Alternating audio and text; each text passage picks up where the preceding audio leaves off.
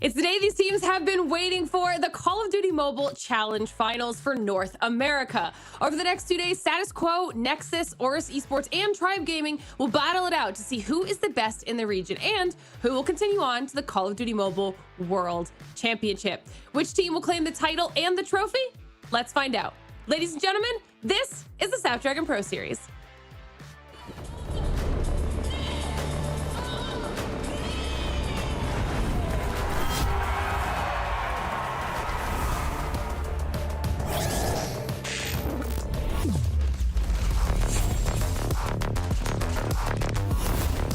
Looks like the players are ready. Here we go!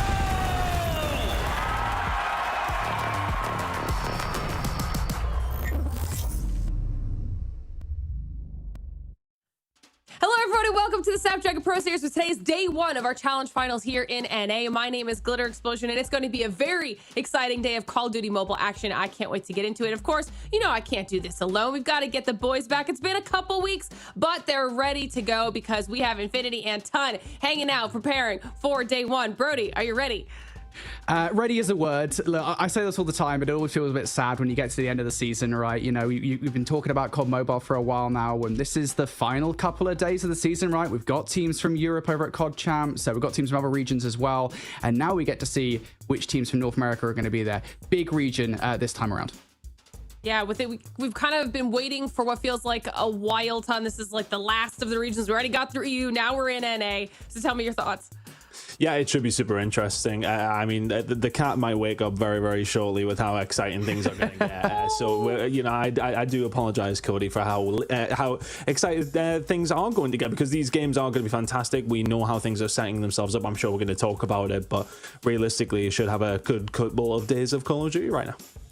Well, if she's in your house, then I know the cat's already a fan of Call of Duty Mobile, so it will be enjoyable either way. If you guys are just joining us here, though, and you're wondering how we even got to this point in our challenge season, go back, check out everything we've done, because we had 4 weeks of action on social media, X, Insta, and Facebook. You can get all your updates over there for everything we've got going on, whether that's prior or what we've got coming up, or you can join our Discord at discord.gg/Snapdragon Pro Series to join our community, talk all things Call of Duty Mobile, and of course, continue getting all of those updates, because after today, we've got the World Championship. Well, 2 days after these next 2 days, we've got then the World Championship in the fall to look forward to for all of these teams across all of our regions. Lots in store throughout the rest of the year. But let's start talking about what is on the line for our teams here over the next 2 days. Okay, prize pool, it's challenge finals time, which means 7K is in the pocket of first place, Brody. Yep, that's a lot of cheddar for the team that comes out on top of the entire thing, of course. Even getting to this point in the competition, though, earns you a little bit of dough. At least $1,000 is what the fourth place team will be walking away with. And then, of course, you can see the further up the ladder you go, the more money you will earn. And, of course, as you already said, we've got 3 spots at the COD Mobile World Championships on the line as well. So a lot more than just the money here.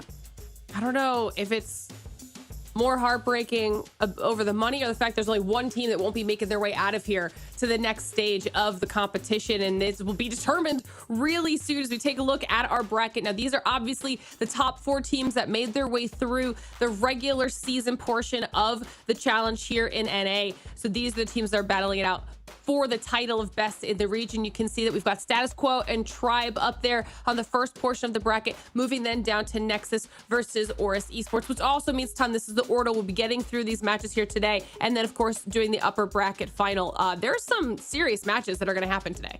Yeah, the one we kick off with, it might be the best one as well, of course. I mean, every single one of these 4 teams do deserve to be here. But I think that is a really important point you make with 3 of these teams making it champs. That is, you get to the top 4, you get into the bracket, and you may well be one of the teams that doesn't make it through. That's going to be a stinger for whoever it is. Of course, we won't find that out today. That will be tomorrow. But you got 2 days of competition to just try and get the champs and then see if you can go a step further.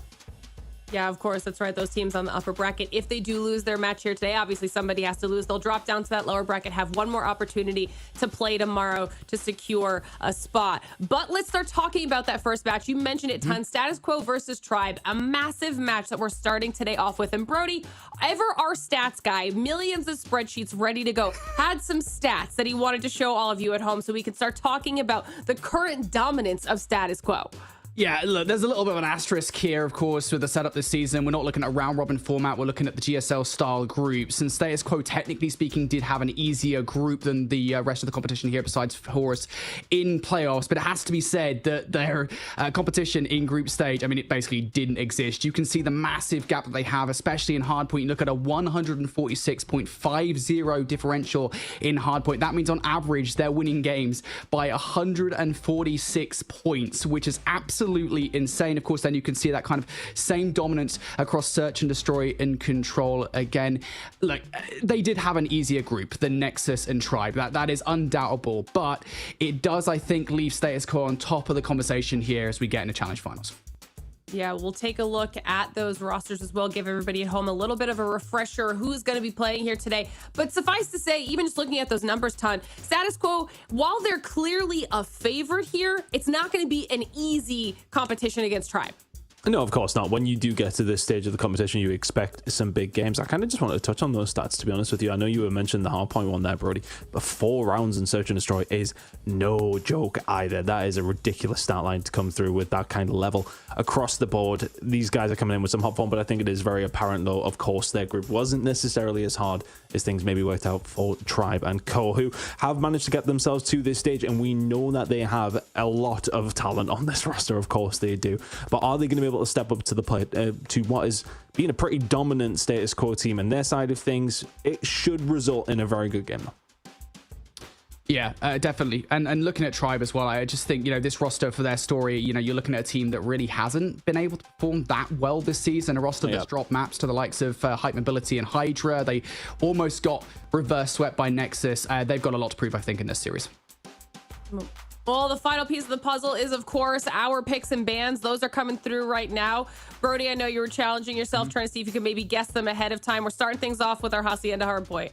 Yeah, this is actually the one that surprised me, I'll be honest. I didn't quite expect Hacienda to be in this series, if only because of the fact that I anticipated Tribe would actually get rid of it. They haven't played that well on it this season. Granted, we have, again, coming in Challenge Finals comparatively to Season 4, we've got a much smaller map pool to work with to look at these teams. But Tribe have played Hacienda hardpoint twice, and they've lost it twice. So to see it in this series in an important matchup like Status Quo is a bit of a surprise. What isn't a surprise to me looking forward in this series is to see a Tunisia and Raid. I expected those, especially the Raid, given the fact that we've seen hard vetoes in Seaside and in Arsenal from both of these two teams. So not a surprise in the first 3, or at least for Search and Destroy and Control, but that Hacienda hardpoint, I think, is a bit of a shock for me. Yeah, same kind of sentiments there, to be honest with you, in the sense that, Status Quo have looked relatively decent on the map. You would expect Tribe to get raids. It's not like they went up against the top tier of competition in hardpoint either on this map in particular, so with all due respect to who is in the group. But at the same time, look, it's coming down to these final moments, and this is where you do really figure out where the best teams are, of course.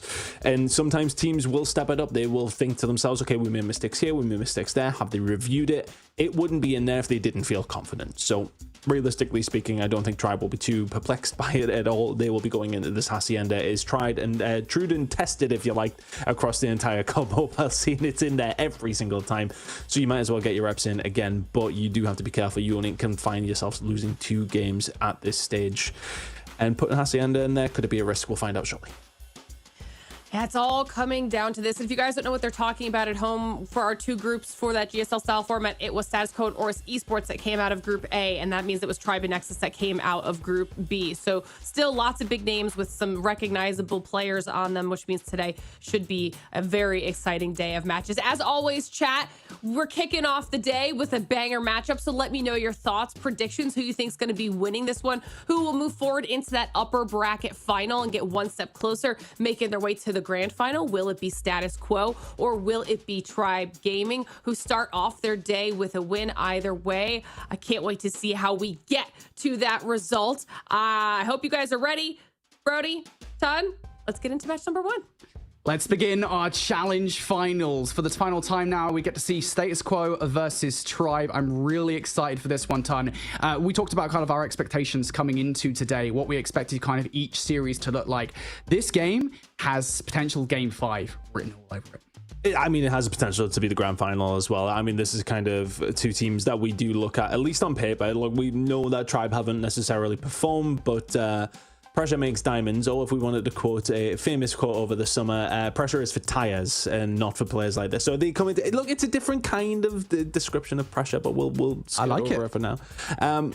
But we're coming to kind of the nitty gritty now. This is really where you need to start performing, and this is where you do see those best teams, those experienced teams, bring it as well as they can. They're not going to be able to bring it initially, as we're going to have to go into a quick restart. But Hacienda, I think as well, it should be interesting. I think, you know, we kind of have alluded to it. I was just looking through some of the actual results of how it worked out. I mean, they lost by 70 or so to Nexus, I should say, Tribe. So that's right for them to look at. Like, it's not like you're coming in, you've lost it by 5 points or something like that, and sort of say, okay, well, it was one rotation. There's obviously still an issue there for them. So is this the time to figure it out? I'm not too sure, but clearly they feel happy to have it in there. Or else it wouldn't be it. The one thing I will say about Hacienda Hardpoint is I think it's the map in COD Mobile of all the maps that lends itself to very close finishes, right? So generally speaking, right, I mean, it's always just like the smallest of margins of error, right, that can definitely change the way Hacienda Hardpoints play, and that's why I think we're going to see close finishes for Tribe, despite the fact that they've lost both of their attempts on it so far this season. So again, I mean, you know, is it just a case of trying to kind of paper over the cracks, if you will, figure out where they've been going wrong and being able to close out of these games? Who knows? The flip side of this conversation as well, right, and it's an interesting talking point regarding vetoes, is Tribe have come into this series really having to veto for themselves. And I know that a lot of teams, even at this level of COD Mobile, still do that. You can tell because none of the hard vetoes for either Status Quo or Tribe are actually in this series. They've all been vetoed. You know, we kind of predicted it correctly. But still, like, you don't really know anything about Status Quo beyond your scrims. I mean, you haven't had a chance to play them. Status Quo have had maps against teams that really aren't a match for them. This is going to be the first real test for Status Quo here, folks. Tribe Gaming, though, are going to be a roster that are looking for redemption after a pretty mediocre challenge season. This is the time to get it. Yeah, and it's really going to be a big test for both those two teams. You are right. You know, for Status Quo, have you come into this? Have you been having too much of an easy opposition? Or for Tribe, have you maybe just been coasting because your opposition you haven't seen as too much of a threat? Status Quo are definitely one of those threats. And looking towards the start here on Hacienda, very even between both these two squads. You can see the spawn's already going to be worked on for P2, which is going to be coming up in 30 seconds. Some decent time being soaked up by Status Quo and now by Tribe, who are trying to get something on the board. Status Quo back inside. Spawns belong to them for P2. It's a good start for arguably the favorites here in the Challenger Finals. And something we want to point out right off the start here is Rihan is in the lineup for this matchup. I believe he's playing instead of Shisiu, so that is an important change that Status Quo have made. Rihan played pretty well in their last matchup. Granted, though, again, how much can you take away given the fact that Status Quo did not really play that high level of a competition in those matchups? Tribe are frankly different gravies. Something to keep in mind as we move forward in towards this series. For the moment, though, Status Quo kicking off this series with the advantage. A couple of kills do come through from Tribe Gaming. That should ensure the rotation. Yeah, nice kill feed for Tribe. Plenty falling their way as they start to set themselves up now for P2, and we are going to get to see the first money hill, so to speak, of this series and see who's going to come out on top. Right now, though, it is Tribe doing really well in the kill feed, at least.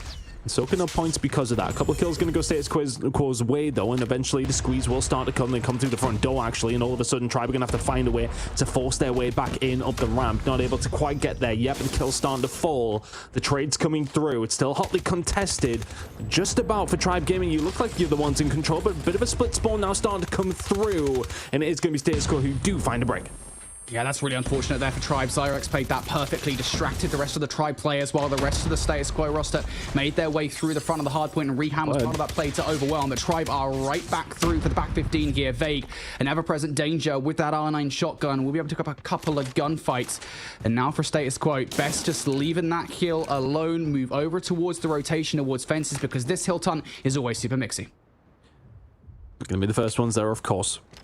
It's all about the setup. I don't think they'll be too concerned about the start. Tribe Gaming have come out, look up the blocks firing, but have they been good value for the kills that we have seen for the setup that they did have? I'm not too sure yet.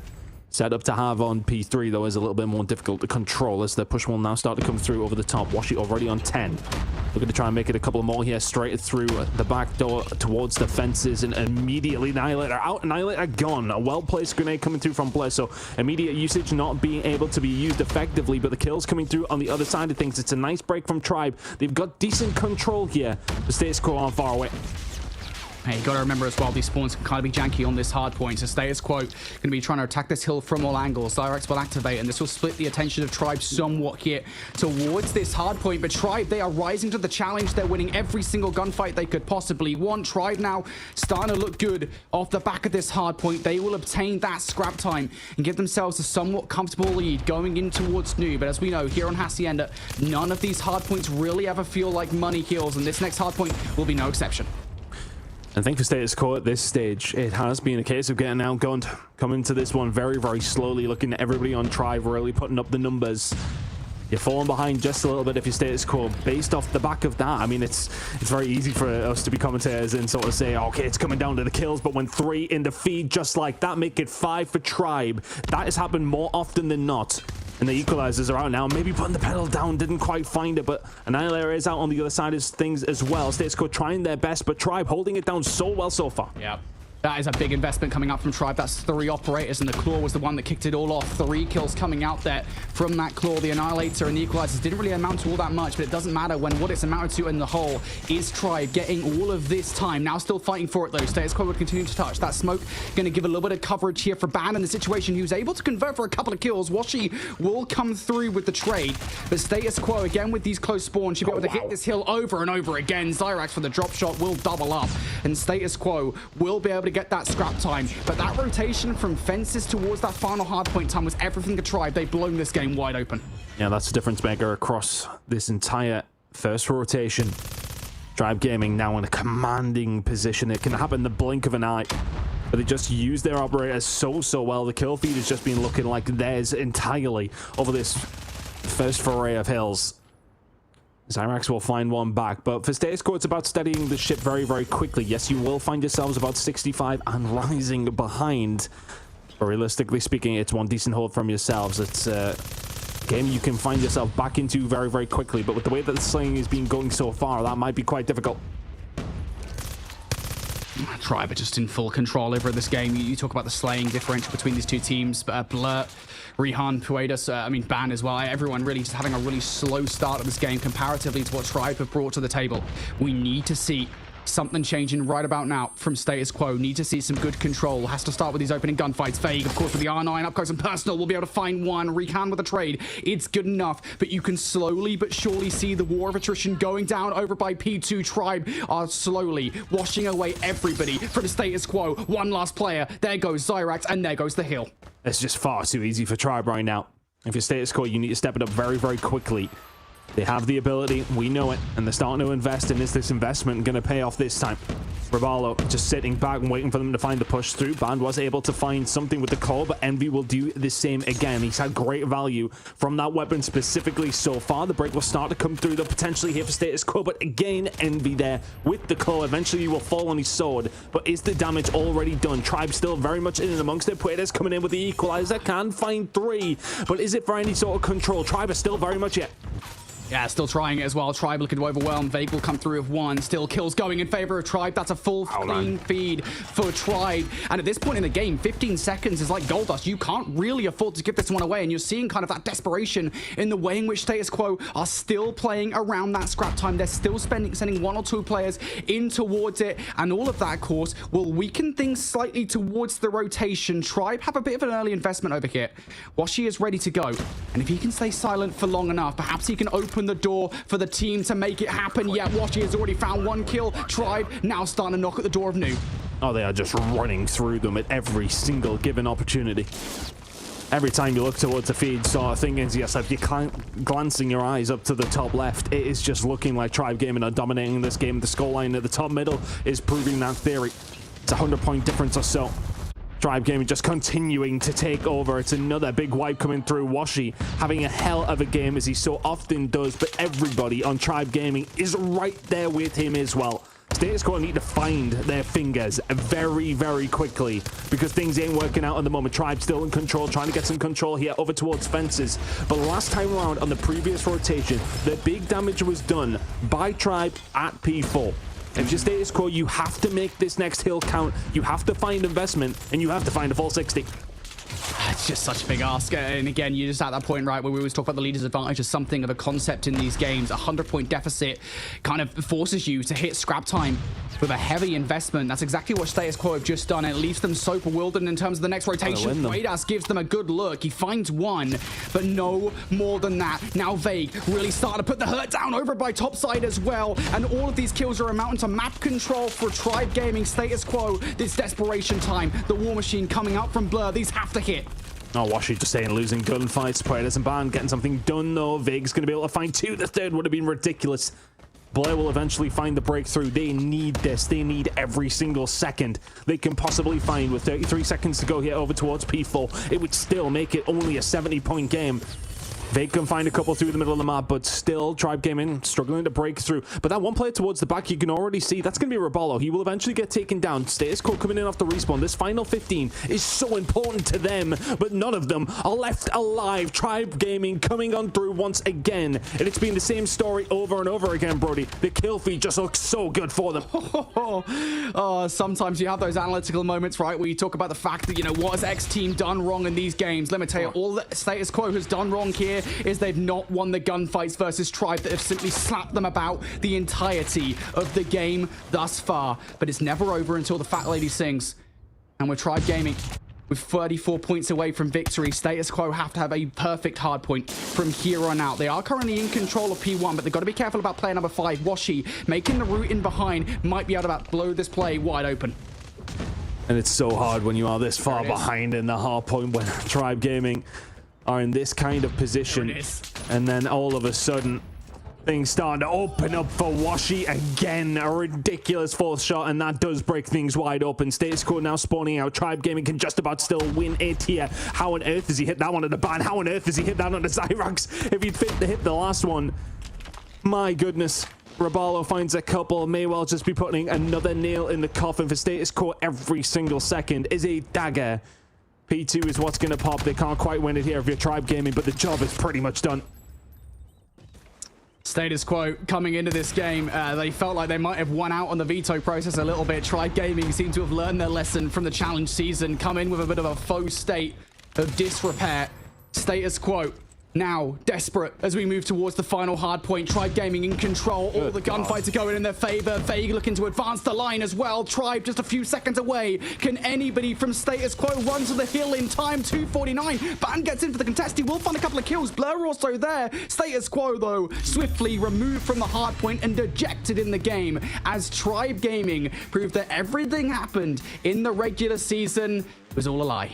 Yeah, that was, I mean, it's, I don't want to say it's the kind of thing you would expect because we didn't realistically. You know, they have struggled on Hacienda throughout the entirety of the regular season, but they come into this, you are into the higher level of competition. This is when it matters. It doesn't matter how you get here.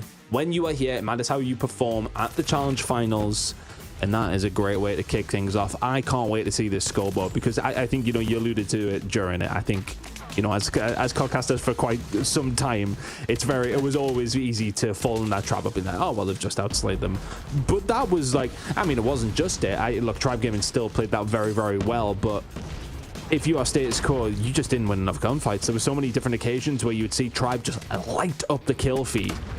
And it wasn't just like it happened once or twice and they would find a full 60 off that. It happened over and over and over again. And if you are Status Quo, that's something that you just need to be able to go 50-50 on, right? You don't need to necessarily massively outsell a team to beat them. You just need to match them and then beat them on the fundamentals. But if you are going to get battered around the map like that, it makes your life extremely, extremely difficult. And Tribe Gaming improved that. Fantastic performance from them. Usage of the operators was infinitely better as well. Yes. Just shooting very, very straight though, Brody, and that does help. Yeah, I think, you know, and another thing I will say here as we go towards the stat lines is, yeah, I mean, that's a sheesh and a half right there. That everybody positive across the lineup. That's something that very rarely happens here in COD Mobile. Shout out to Washi, who almost goes double positive at the end of the game. But special shout out to Raballo, who not only was constantly providing great map positioning for the team and great map control, was also in the hard point for almost 2 minutes of time and finishes just 1 kill shy of a 40 bomb right on Status Quo's forehead. They got slapped about in that game. And, you know, I want to say as well, I think for the vast majority of that game as well, I mean, the start of the game, they felt relatively competitive, right? But I think as soon as that 50-point deficit happened at the end of the first set, they started to get in a kind of a death spiral, right? Where they were kind of almost forced to constantly invest resources into scrap time, and then they didn't have anything for the rotation. And by the time they got to the rotation, which Tribe basically have full control, they could never really put anything together as far as a concerted effort, a hit towards the hard point is concerned. Totally uncharacteristically, I think, of Status Quo. Again, I mean, expectations are kind of muted somewhat because of the fact that Status Quo had a very easy group comparatively to try, but still, well, not what we expected whatsoever. No, we definitely, I mean, coming into this, I'm thinking Status Quo are my favorites to go on to win. Like that's kind of where I was at in my head. But that is quickly being skewed, to be honest with you. I think it was, I was quickly trying to work it out whilst you were talking. I wasn't really listening to what you were saying, to be honest with you, because I was doing maths. You know what, I'm one-dimensional. It was a 54 kill outslay. That is like... That's crazy. It's a lot. I think that's a record. That's got to be a record. Like, I mean, it depends on finals, count the record as out. Yeah, exactly. You know, at this stage of the competition, and a matchup as important as this one, that is a heck of a difference between these two teams. Tribe Gaming and Status Quo now. We move over towards Tunisia Search and Destroy. Both of these two teams have had success on this map mode combination this season thus far. Most recently, of course, Tribe with their 7-0 over Hydra. They LG'd them. Now they want to have success once again. This is a fast and furious hit straight over towards the A site. They know how to make this one work, but do they know about Vague? Vague will come through for a couple of kills. That will damage the hit somewhat, but was it worth it? You've still got numbers, and now you've got site control. I'm now going down. You will lose another gunfight, though. T-Bang will find one onto Band. And Washi looking for the angle. And we know he's so good in these moments. He needs to find the pick. T-Bag now just starting to play the angle. Oh, it's a hit market to come through from Washi on the other player as well. Both players very, very weak. They're going to have to chow. And Rehan does just that. It's not over yet. Washi falls and Status Quo start to steady the ship. That's what you need. I feel like I repeat myself so many times. When you do get bodied around in map number 1, you come into the second one to win an attack on Tunisia straight out the gate will just ease those nerves by some amount, I would say. Good start for Status Quo. They just about get it. Yeah, you know the key to victory here on this map on offense is just to kind of flood these sites as quickly as humanly possible and kind of deal with the aftermath after the fact. Once again, the exact same situation here for Status Quo as they look to overwhelm on B this time around. Good dealing with the flag, but no, they do not win the fight. Vega's going to get it done for a Tribe, and all of a sudden, what was an advantageous spot is now an extremely disadvantageous one. Blur and Zyrax split up in the situation. Blur will find one somewhat more manageable, but again, the fact these players are split is the biggest problem here. And they're absolutely not expecting Zyrax to be behind them with the bomb either. Blur is going to find one. Yeah, Envy will have no clue right now.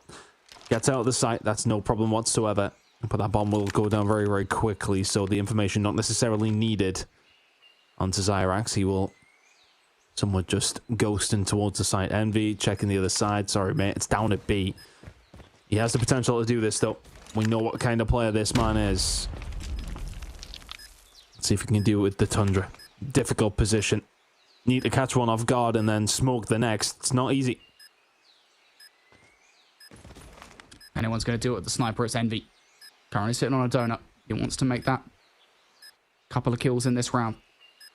19 seconds. You're going to have to make this one happen pretty fast. You've got so many different angles to check in this scenario, and that droppers, of course, is going to let Blur know exactly where to look, and Envy is dead to rights. Well played. Retake for Status Quo there onto the site, but still, that was a really disjointed round from both sides. A lot of individual plays that I think they're not going to get away with further down the competition.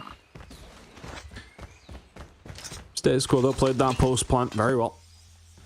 Not giving any information respecting the fact that... Hello? Yes, yeah, you know what, I didn't want to allude to it, but... Saving the big guns for later on. Washi, Big Sean, the Zyrax, and that might just steady the ship for Tribe this time around. Rabala will find another. So advantage, I should say, over towards the side of Tribe. 5 versus 3 in their favor. Status Quo not in the best of positions here. No bomb to their hand either. And yeah, tough one to win from here, you would think, as Envy will find another now here. 5 versus 2. I suppose the only hope you're looking for here if your Status Quo is A, you've got to play this one together as much as humanly possible, and you've got to hope that Tribe put themselves in a position where they kind of slip up somewhat. I don't necessarily think they know the bomb is down. Quadas is going to try and get it and get the hell out of Dodge. So step number 1 of that plan is done. Step number 2 is try and survive, and Teabag's not going to let that one happen. Almost snaps onto the second there, but Quadas ends up going down to Rehan regardless. And Tribe Gaming able to trade things out here. They're on the board. That was needed. It's not only too many rounds on the attacking side. Things get a little bit scary. I feel as if the seasons went on, though, as shouldn't say, as just went on as a map in COD Mobile. Teams are getting better at it. Especially at the top end here in North America. Either that or they're getting worse at defending, but look at this, aggressive push coming out from Teabag. He will find the second, did have some help, no doubt about it. But they will find another first blood and put themselves in control once again. That is bomb down. Rabalo will have. This is a Tribe Gaming round if I've ever seen one. It definitely should be. This has been a stellar adaptation coming out from Tribe. Rehan left up, isolated. He's going to get shut down. And yeah, what a good read coming out from Tribe. As soon as they get the information that, hey, Status Quo are hitting that site, we're going to just go straight in a winery and try and win the fight before Status Quo even have a chance to look at the site. Didn't mean for that to rhyme, but you know what? Sometimes it just happens. Tribe Gaming able to now put 2 rounds on the bounce here. Great response from them. Now we're seeing very different look from Status Quo through the middle of the map. It'll give them a couple of options as to where they want to take this bomb. And Tribe don't actually have anybody looking at it just yet. Rabalo is actually more preoccupied with the middle cut towards A. So Status Quo here still actually haven't been found out. But you've got to imagine with the fact that nobody's hit A or B, probably have a little bit of an inkling as to what's going on. Slow and steady maybe does win the race here. Waiting for an angle. Either one of these two teams starting to come here now for Band as Tribe have started to rotate back over towards this position. Rabalo is here to shut it down if it does come through. Big gunfight. Doesn't find the kill, but neither does Band. He'll back on down. B hit's looking like it has more potential here for Status Quo, but they're going to find a pick. They're not going to find it on Washi. He finds first blood. Big first blood. Good trade coming out from Band, though. This will make Tribe rethink this round, and you can see that with the arrows there completely magnetized towards the middle of the map. That's going to add heat to Quadas and Band here. They have to win this fight. There's the one from the former, and now, of course, Tribe. I mean, they completely relocated away from the B site. Status Quo have a free bomb plant here. Taking their time, which will give, ultimately, Tribe more time. Vig might have seen Blur there. I think he did. And when you have the R9 in that position, it means you are dead. And so is Zyrax. My goodness me. Envy finds another on the other side. Washi cleans it up. Tribe Gaming wipes Status Quo off the map. That's bad. I'll be honest, that is not good. To let they get in that position, to not be watching that angle is a huge slip up from Status Quo, considering you have full site control. You have numbers in that situation. There's no universe in Infinite Multiverse in which you should be letting that happening at this stage of the competition. And here's a very quick reaction once again coming out from Tribe. Similar look from that previous defensive effort. Aggression straight towards A to stop any of the vigor we expected to see from Status Quo. And would you believe it? It's worked. Oh, starting to get aggressive here if you're Vega as well. He's feeling it right now. Pushes through. Didn't know the other one was in the corner, but still snaps onto Blair. And Paredes, you want some as well, do you, Paredes? Thank you very much. Envy getting maybe a little bit too aggressive. Never mind. Teabag finds one. Envy finds the other. It was a slow start for Tribe Gaming on their defensive side, but my goodness, a rubber stamp towards the end. 4-2. After 6 rounds, now they go over towards the attacking side, but they will take that all day long. Again, it's that same strategy from Tribe Gaming there. Now something different from Tribe here. Straight towards B they go, and all they've got to deal with is Blur. But will even that be too much to handle? Blur has a hell of a job to do at the back of this site, and that smoke just completely covers everything. Nice nade over the top, though, from Quadas will slow down Tribe. They haven't dealt with the players towards the back line. That has bought enough time for the rest of the roster to make their way over. Next couple of kills are massive. Vig moves his way out. Knows there's going to be players every. How on earth has he found that second on the Blur? Probably knew the trade would come, but it breaks it open just ever so slightly. Eases that pressure. It's now a 3 versus 2 in favor of Tribe, and that bomb is down. It's going to be a double hit coming from Status Quo over towards the backside. The information is surely there for Tribe now. They should know. The push coming through. My goodness me, Washi. Zyrax will find one back, but surely he's dead to rights. The second shot comes through. It's this quick scope coming through once again from Washi. 5-2 now. Yeah, I got to give Status Quo some props there because they almost made that retake work, right? The fact that they obviously got the nade over the top gave them a chance to get back in towards the site, but still, Tribe are too hot to handle at the moment. They're feeling themselves. Vague, with 10 kills to his name, has been paramount to so many of these plays. And look at this reaction coming out from Status Quo as we get towards this round. Zyrax wants to do exactly what Tribe are doing to them on the defense. Getting aggressive for them on the map will draw that first blood. And that's going to slow down Tribe somewhat here in the situation. Give Status Quo a chance to spread their forces a little bit more evenly between the two sites without disadvantaging themselves too much. Now things will slow to a snail's pace here. Tribe still set on this B plant. See a 3-man stack for Status Quo over towards A. So if you did convert everybody over towards the side, you would have the number advantage. Mind you, we can see exactly where everybody is, and that would very much help the teams if they knew that too. But here we are, irrelevant to that. The push comes through from Big. This time it doesn't work. But as we'll find it, and that will probably push any doubts that you had about the push over towards B right to the forefront of your mind, because now all of a sudden you don't have that tip of the spear. But what you do have is Teabag in not too bad of a position over towards A. Can he be the one to open things up? But Rehan has also got himself a fantastic spot. And there's the kill. Envy will fall. That should be the round. Teabag's there to clean things up. 4 versus 2. I don't know just yet, because Teabag is in towards the site, so still an opportunity. And yeah, I think Teabag needed to find a little bit more value in that situation. Washi, phenomenal sniper. I've seen him do it. Never count him out in these situations. He's going to get the bomb down. This is going to draw Status Quo towards the site. They're looking for some shots through the wall. Maybe an exit frag. You've just spotted out Washi, and surely the opportunity here is to just overwhelm him in this situation. He's going to hold the angle. There's the Chow coming through. The R9's going to beat out the sniper rifle in the situation. The Tundra's pretty good. It's not going to beat out the R9. Yeah, well done from Status Quo. Just remain very, very patient. Tribe trying to make something happen with the push from Big. Over towards back B. Didn't work out this time around, so Tribe Gaming, their lead is reduced. Start from Status Quo over on the defensive side. Can they keep this one up, though? As an aggressive push through the middle of the map, they will find another first blood through Band. They'll take down Washi through the wall. And now what's the play here for Tribe? It feels like when they don't get the first blood, they stunt just a little bit.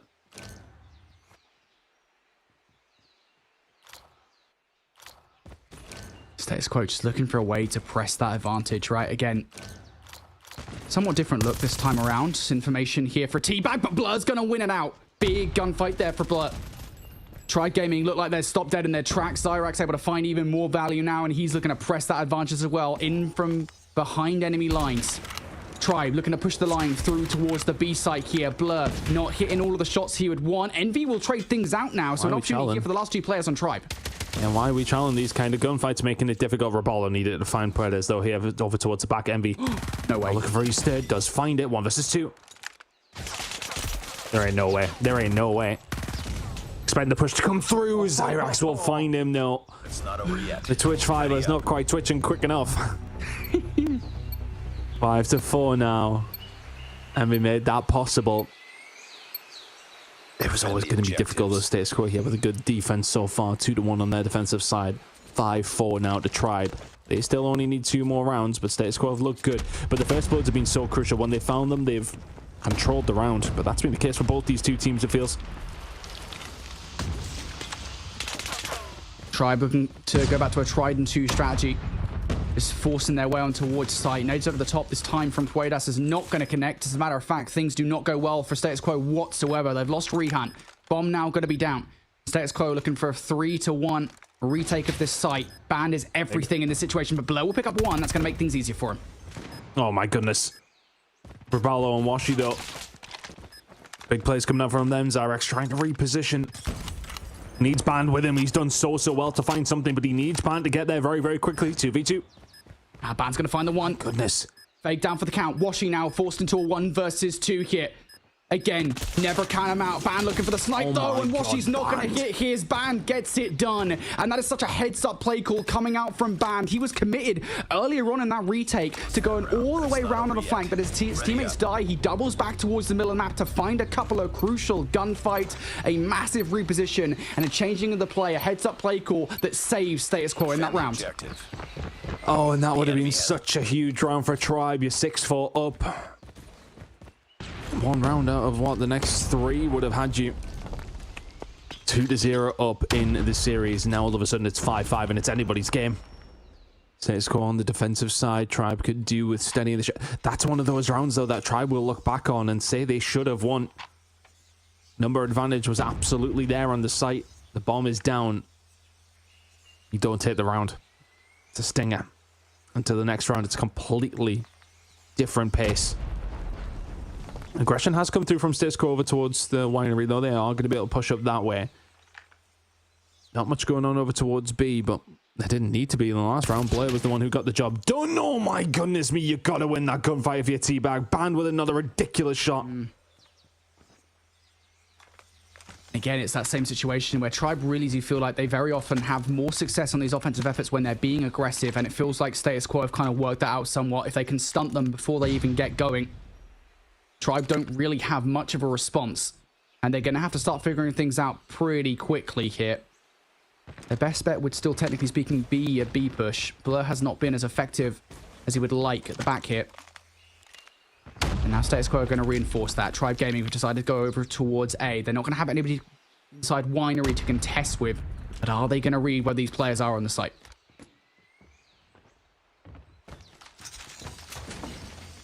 So difficult this deep into the round to weed everybody out, but if you just start sprinting at them and see what happens, maybe that can work out. But Rehan will find Sue, and all of a sudden we'll find the third. Yeah, nice and easy coming through for Status Quo, who were 4-2 down, or 5-2 down actually, have now found themselves with 4 rounds in a row, I believe, Brady. They lost their opening defense on that side and have not looked back since. 1 away. Status Quo, I mean, so many rounds put together here towards the back half of this search and destroy. They really seem to have figured things out against Tribe. Tribe now looking to get towards the site. Envy going to get cut down by Blur. Big first blood coming out from Status Quo. Tribe, though, they do have site control. It's been given to them. No, Status Quo and choose to back down. Will they rue that mistake? The big push going to come through the middle of the double doors, though. You've got to get rid of that grenade pretty quickly, but Vega in a good position to shut this down. But Rehan, an even better one, and there's the trade as well coming in from Zyrax. The bait and switch. The bomb doesn't go down, and Status Quo are 2 kills away from tying this series up. We haven't seen a single overtime this season of North American Challenge season in the Snapdragon Pro Series. I think we might be denied yet another one here. Status Quo in a 4 versus 2. And Tribe, they look dead in the water. They're going to be able to retrieve the bomb at the very least here, but getting that bomb down is a different matter entirely.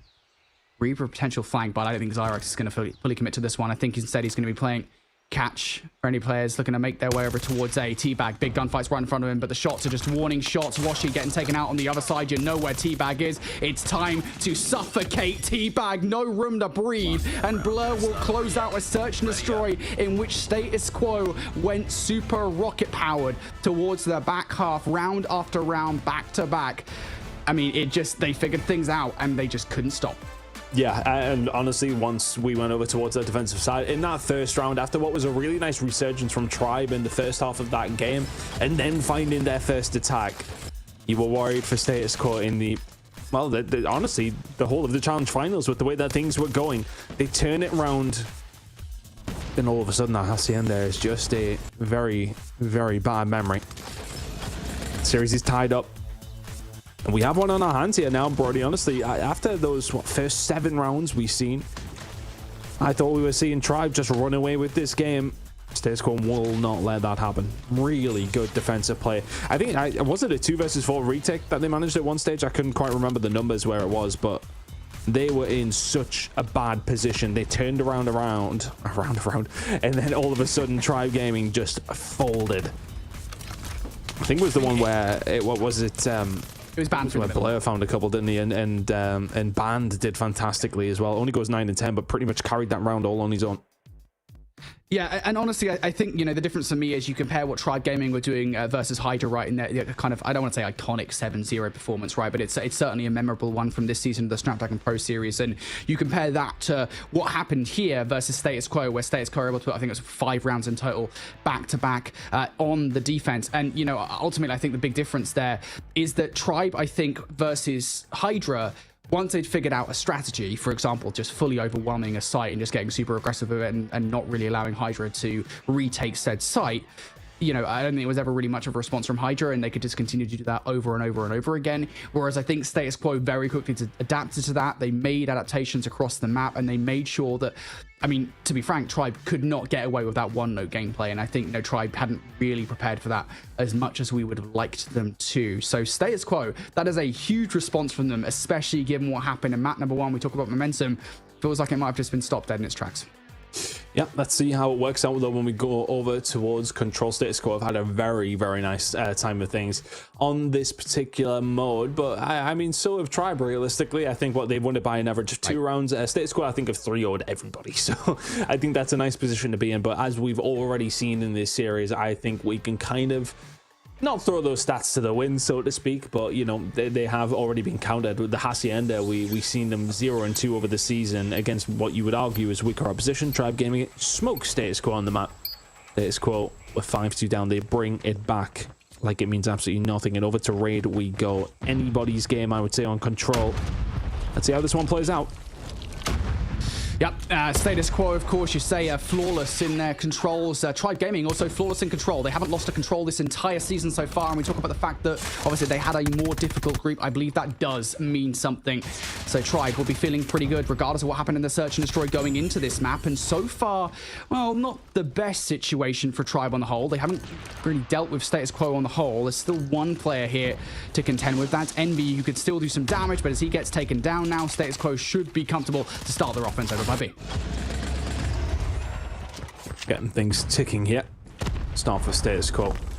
Feels like they've just stolen some momentum away in this series, and when you try to overlay things and how things work in the mindset of these players, momentum is a true factor between so many of these top players and top teams. Zyrex trying to get himself out of his spawn and will manage to do so. Just trying to put the pressure on, though. If you are Tribe Gaming, don't want to soak it all up, but you have lost 7 lives already. It's, well, I mean, it's not looking fantastic when it does come down to things for Tribe in terms of the actual kill feed right now, which is very, very different to what we've seen in map number 1. They'll turn things around. Status Quo not quite as in an advantageous position as they were, but B has already gone. A is the more difficult. There it is, and again, it's because so many teams do struggle with map control. Status Quo right now are dealing with a Tribe Gaming roster that are trying to make that map control work for them. They deal with the one player, though, over by poolside. You can see the immediate effect on spawns here. Status Quo players spawning closer to that poolside, now able to mount this offense. Band opening things up with the opening snipe, looking for the second one. Rabalo right in front of him. Band just going to have to dip his head down for the moment here and really need some support from his teammates. There it is, coming through. Rihan and Zyro will pick up a couple of kills, but Vague answers back with a double of his own, completely clears house over by A. But again, map control is not here for Tribe. Status Quo, they continue to spawn closer and closer towards this hill. Yeah, but these trades that are coming through as well, you think on the defensive team, yeah, okay, we're holding on, but with the life disadvantage you've kind of set up for yourselves to kick things off, it's not good viewing if you're a Tribe fan, because you're starting to lose these gunfights. Zyrex will find them, and it's all of a sudden, out of nowhere, 11 versus 3. And Rabalo will find a couple of kills. Vig will find one on the Predators as well. So all of a sudden, all right, 3v10 is very, very difficult, but you've only got to deal with 5 at one moment. 2v10 now, this has just become a little bit more impossible. I think that's certainly a word, isn't it? Rabalo goes down for the count. There goes Vague as well. And Tribe are cleaned out in round number 1. And yeah, I think I kind of said it right. Fair play to Tribe. Off the back of losing control of B, they made the correct decision of just like, look, let's just talk that one up. We're not getting control. Let's set ourselves up correctly for defending A. Unfortunately, as soon as they lost the first wave of gunfights, they completely melted away and can never regain map control. That can't happen here. Tribe Gaming Now on the offense, what do? Immediate investment coming up from both sides. It's War Machine versus War Machine over on the point. Blur is going to have a lot of value for the status quo side. Washi, on the other hand, though, is basically operating on himself with the sniper rifle. Will pick up a couple of kills here and keep status quo in the conversation. And as I say that, there you go, status quo. They find the kills. Tribe now looking for a flanking player, and Envy is going to find value in that. Now looking for more. Zyrax, the last remaining player, is going to bring out the Sparrow. This is heavy investment from both sides to kick off this round. And who really came out better? You would argue just about Tribe. On the live count anyway. Vake already has obviously popped these equalizer as well, making the push over towards this A side, just trying to put that pressure on where he can. Tagging on two different fronts, and it's working out for them. Envy Trust trying to survive, but the utility is used very, very well. Here by status quo over towards that B side. I'll try maybe spread themselves too thin across the map. That would be my query, but they have found a couple more kills over towards this money side. Can't push that anymore, but A is ticking. B's going to be there very, very shortly as well. Status quo have to make a decision on what they want to do here. Here's the kills coming through from Tribe as well. From status quo. Good effort from Zyrax, but he's going to get cut down. Now investment, again, is helping out so much for Tribe. Washi's continuing with the Annihilator through the smoke. He's going to find the easy gunfight. Now looking for Rehan as well. Can't find his kill. Rehan dips and dodges away for that gunfight. Will pick up the kill in the end. A is just a smidge away from being captured, and T-Bag is going to get it done. So we see the extra 60 seconds on the board. That is not great for status quo here with a life disadvantage they're facing down. I have to get some kitchen control as well. You don't have it. So that flank can immediately come through. The spawns are deep. You are down in lives. Look at that. We are going to be tied up after 2 rounds of control. Both two teams doing well on the attacking side. Not going to be able to find that. Washi finds one in the middle of the map. Band is going to be able to find 1 and 2. So it makes that a little bit more plausible for status quo. Zyrax will find one as well. So starting to clean house. But the problem that you still have is no kitchen control. This is just so problematic for status quo, though, on the whole. I mean, you look at the operate investment coming through from status quo. This is a Hail Mary and a half, and a bit of a risky one. If there is a bit of time, it is now. Ban is going to find 3 through Art. He's putting up artwork all of his own. Will get shut down by Vague, but is that enough? Has it opened the door here for status quo in a 3 versus 6? Has it given them a chance? That's a small chance. Oh, it's going to make it a 3 versus 5, make it a 3 versus 4.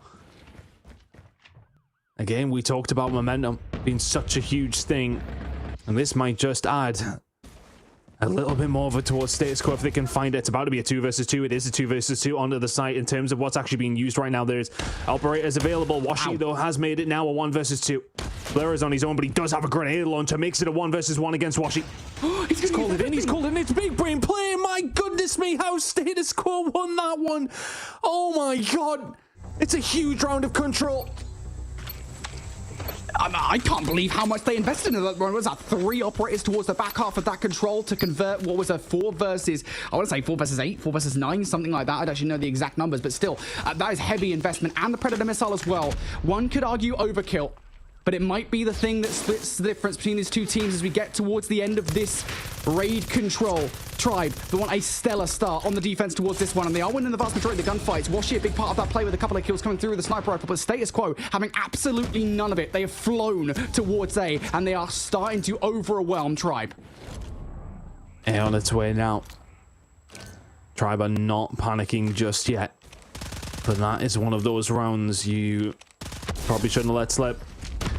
Status quo, you got to give them their credit though. Fantastic work, and still working on something over towards A here. 2 ticks already in.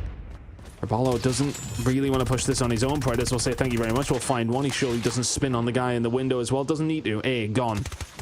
So now for Tribe, what's your setup like over towards B? Zyrax finds that in the middle of the map as well. They are clawing themselves back into this round.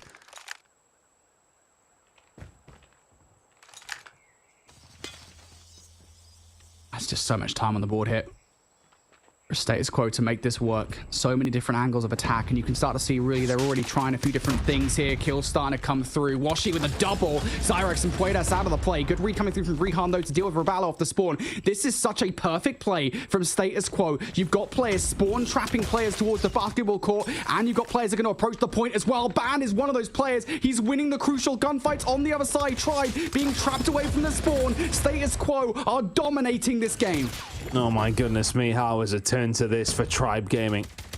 They come out the gates absolutely swinging on Hacienda, and have just seemed to crumble after one or two, I want to say, mishaps in the search and destroy.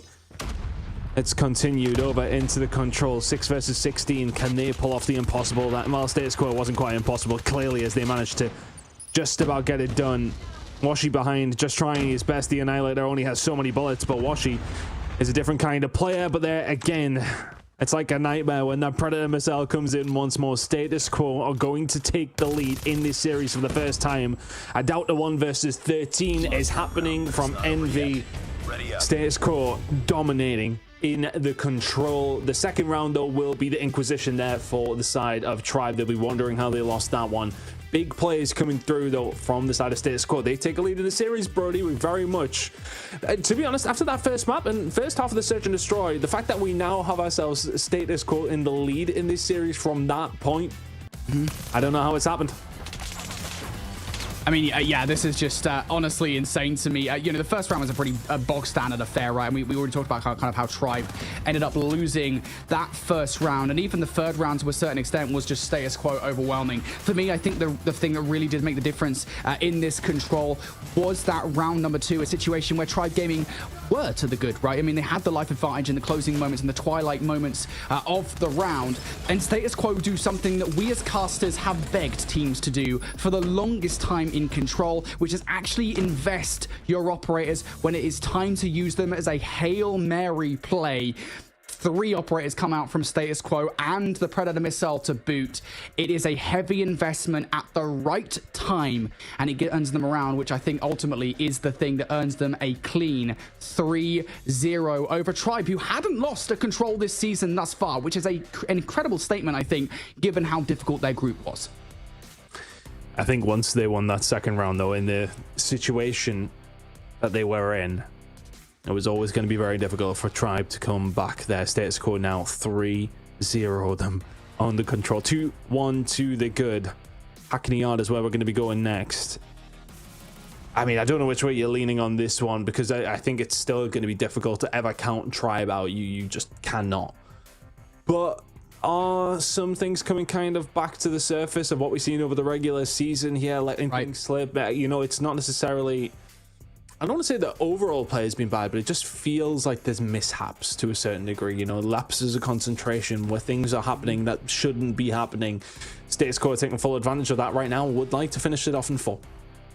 Yeah, it's a bit of a weird one. It feels like things are not as perfect as they should be for Tribe. And again, this is a conversation that's been going on all season. I think it is their narrative, at least in my mind. The fact of the matter is, yeah, I know Tribe had a difficult group. I know that Nexus also shared that same group, but still it felt like Nexus was somewhat cleaner than Tribe were in the group, where, you know, you look at Tribe and they were losing maps to Hype Mobility, right? You know, they were losing maps to Hydra. You know, they almost got reverse swept by Nexus in the series. I mean, it's just, there is just so much here to talk about for Tribe Gaming. I mean, it's just difficult.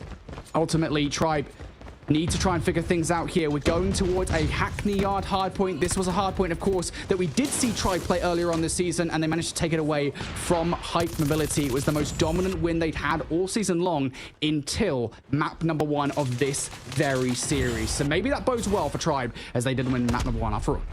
Yeah, the hardpoint looked fantastic from them. Let's not get it twisted. Absolutely dominating Status Quo in map number 1, but a lot has changed since then. Feels like Status Quo is starting to fire back, and there you go. There's 2 from Band, 2 from Puedes, and all of a sudden, they can start to maybe work on these spawns over towards P2. Puedes will find another Washi and Raballo, though. Doing a really good job. They will shut this down, and, well, then maybe get some more. It's really going to be about this P2 rotation, though, which is now becoming a little bit more of a scary situation. Tribe Gaming, if anything, have overextended here. And Tribe Gaming here need to be careful about how they want to play this one. We know that P2 is always very awkward in this situation, and you're already losing the opening gunfights for it as well. So Status Quo, an opportunity to pull away early in this game if they've got the right setup. Generally speaking, you need a player towards that bottom side of minimap, towards what we call useless. And Status Quo have just let it go for free. Washi now in behind enemy lines. He could cause some serious carnage, but he is going to get caught up by Recon, and now Status Quo will actually plug that gap. Tribe Gaming had these spawns. They had them when the game kicked off. They were sitting back and concentrating on them, and all of a sudden they overextended over towards P1, and it has turned things on its head very, very quickly. Status Quo on top of that have themselves already a lead. Now you're trying to watch across of your Zyrax. Any bullets in here is fine because you're just going to butter them up for everybody else. A couple of kills will fall their way though. Now the push going to start coming through. Important gunfight being won here by Rehan. Potential now for Tribe to get themselves through. Predators will eventually go down as Vega will find a couple. Still holding on, but eventually the break will come with 20 seconds to go. So really good job from Tribe. That is a win in my book when it comes down to P2. Yeah, it's a good hill, I think, on the whole for Status Quo. Not quite as dominant as they would want, but still the fact that they're able to realize their error, I think at the start of the hard point, not let Tribe get through on that bottom side of your mini-map is the correct decision being made here on the whole by Status Quo. Now they want to follow up, though, with a good break over by Noob. Tribe Gaming should be the first team to touch. They're currently holding on towards those backside spawns. Status Quo looking to try and unearth them by pushing players in towards the backline. That's exactly what they've done. Now investment starting to come out to play as well as Blur brings the War Machine to the battle. And Status Quo already starting to take some of this crucial time away from Tribe Gaming. That's a hard one to get some decent time on though. As for the rotation, isn't that useful yet? Who really knows Status Quo in this game? Find themselves in the lead after good break over towards P2. T-Bag trying to do something here on the rotation. No. Trying to button them up for the rest of the team to come on through, and that's going to work out. Rabalo, first one through the front door. Blur will shut it down. 18 seconds to play for here, and any time over towards P3 is good time. Find a couple of seconds, and Status Quo will be more than happy for this. Rotation coming in just a second. It is going to be Tribe first ones there again. And they make it count once more though. Brody find themselves around 30 points behind. Kill feed again. Looking good for Status Quo, which was the biggest issue when we were talking about map number 1, right? They just got outplayed massively. They are very much within touch here, and Tribe Gaming don't have that to fall back on so much in map number 4. Yeah, they really do want to start getting something going though if you're Tribe. I think in this situation, that's why seeing such heavy investment coming out from them is 3 operators ready to go. They know how important getting a full 60 off the back of this hard point is to not just get control back of the game, but do it demandingly so. Vague in the middle of the map is doing exactly that. That's 3 for Vague. Dominance over the middle of the map, and now Tribe Gaming want to convert that into control. Vague is just bouncing from wall to wall, finding the perfect pass. He's like Sonic the Hedgehog, flying the map. And Status Quo, I mean, they'll get back through, but make no mistake, Vague is causing some serious issues right now. He's trying to make it happen. Trying his damn hardest. Status Quo now going to be able to offer their own operators up for usage, and we've already seen that come to fruition. They found a couple of kills. Vague though has found himself in a wonderful, wonderful position. Rabalo's going to be able to find that kill nice and easy, as well as Vague will find one inside the point. This rotation was looking good for Status Quo. It's now looking impossible, as Tribe will find a way through, and some decent time can be picked up here over towards P5. And the setup here from Tribe Gaming is looking very, very nice. You're going to have to pick them apart from the outside here for Status Quo. Rabalo holding it down so well so far will eventually drop. And Zyrax will find that on a wash. He wasn't looking likely. This close spawn's not going to quite be there. You can already see the push coming in from Puertas on the other side of things. This is a big moment if Status Quo can find this break. Would be big. Investment, though, from Tribe is currently preventing it. Envy's going to find a lot of value there with the claw, but and Blur answer back. There it is. T-Bag and Vague answering back just as quickly.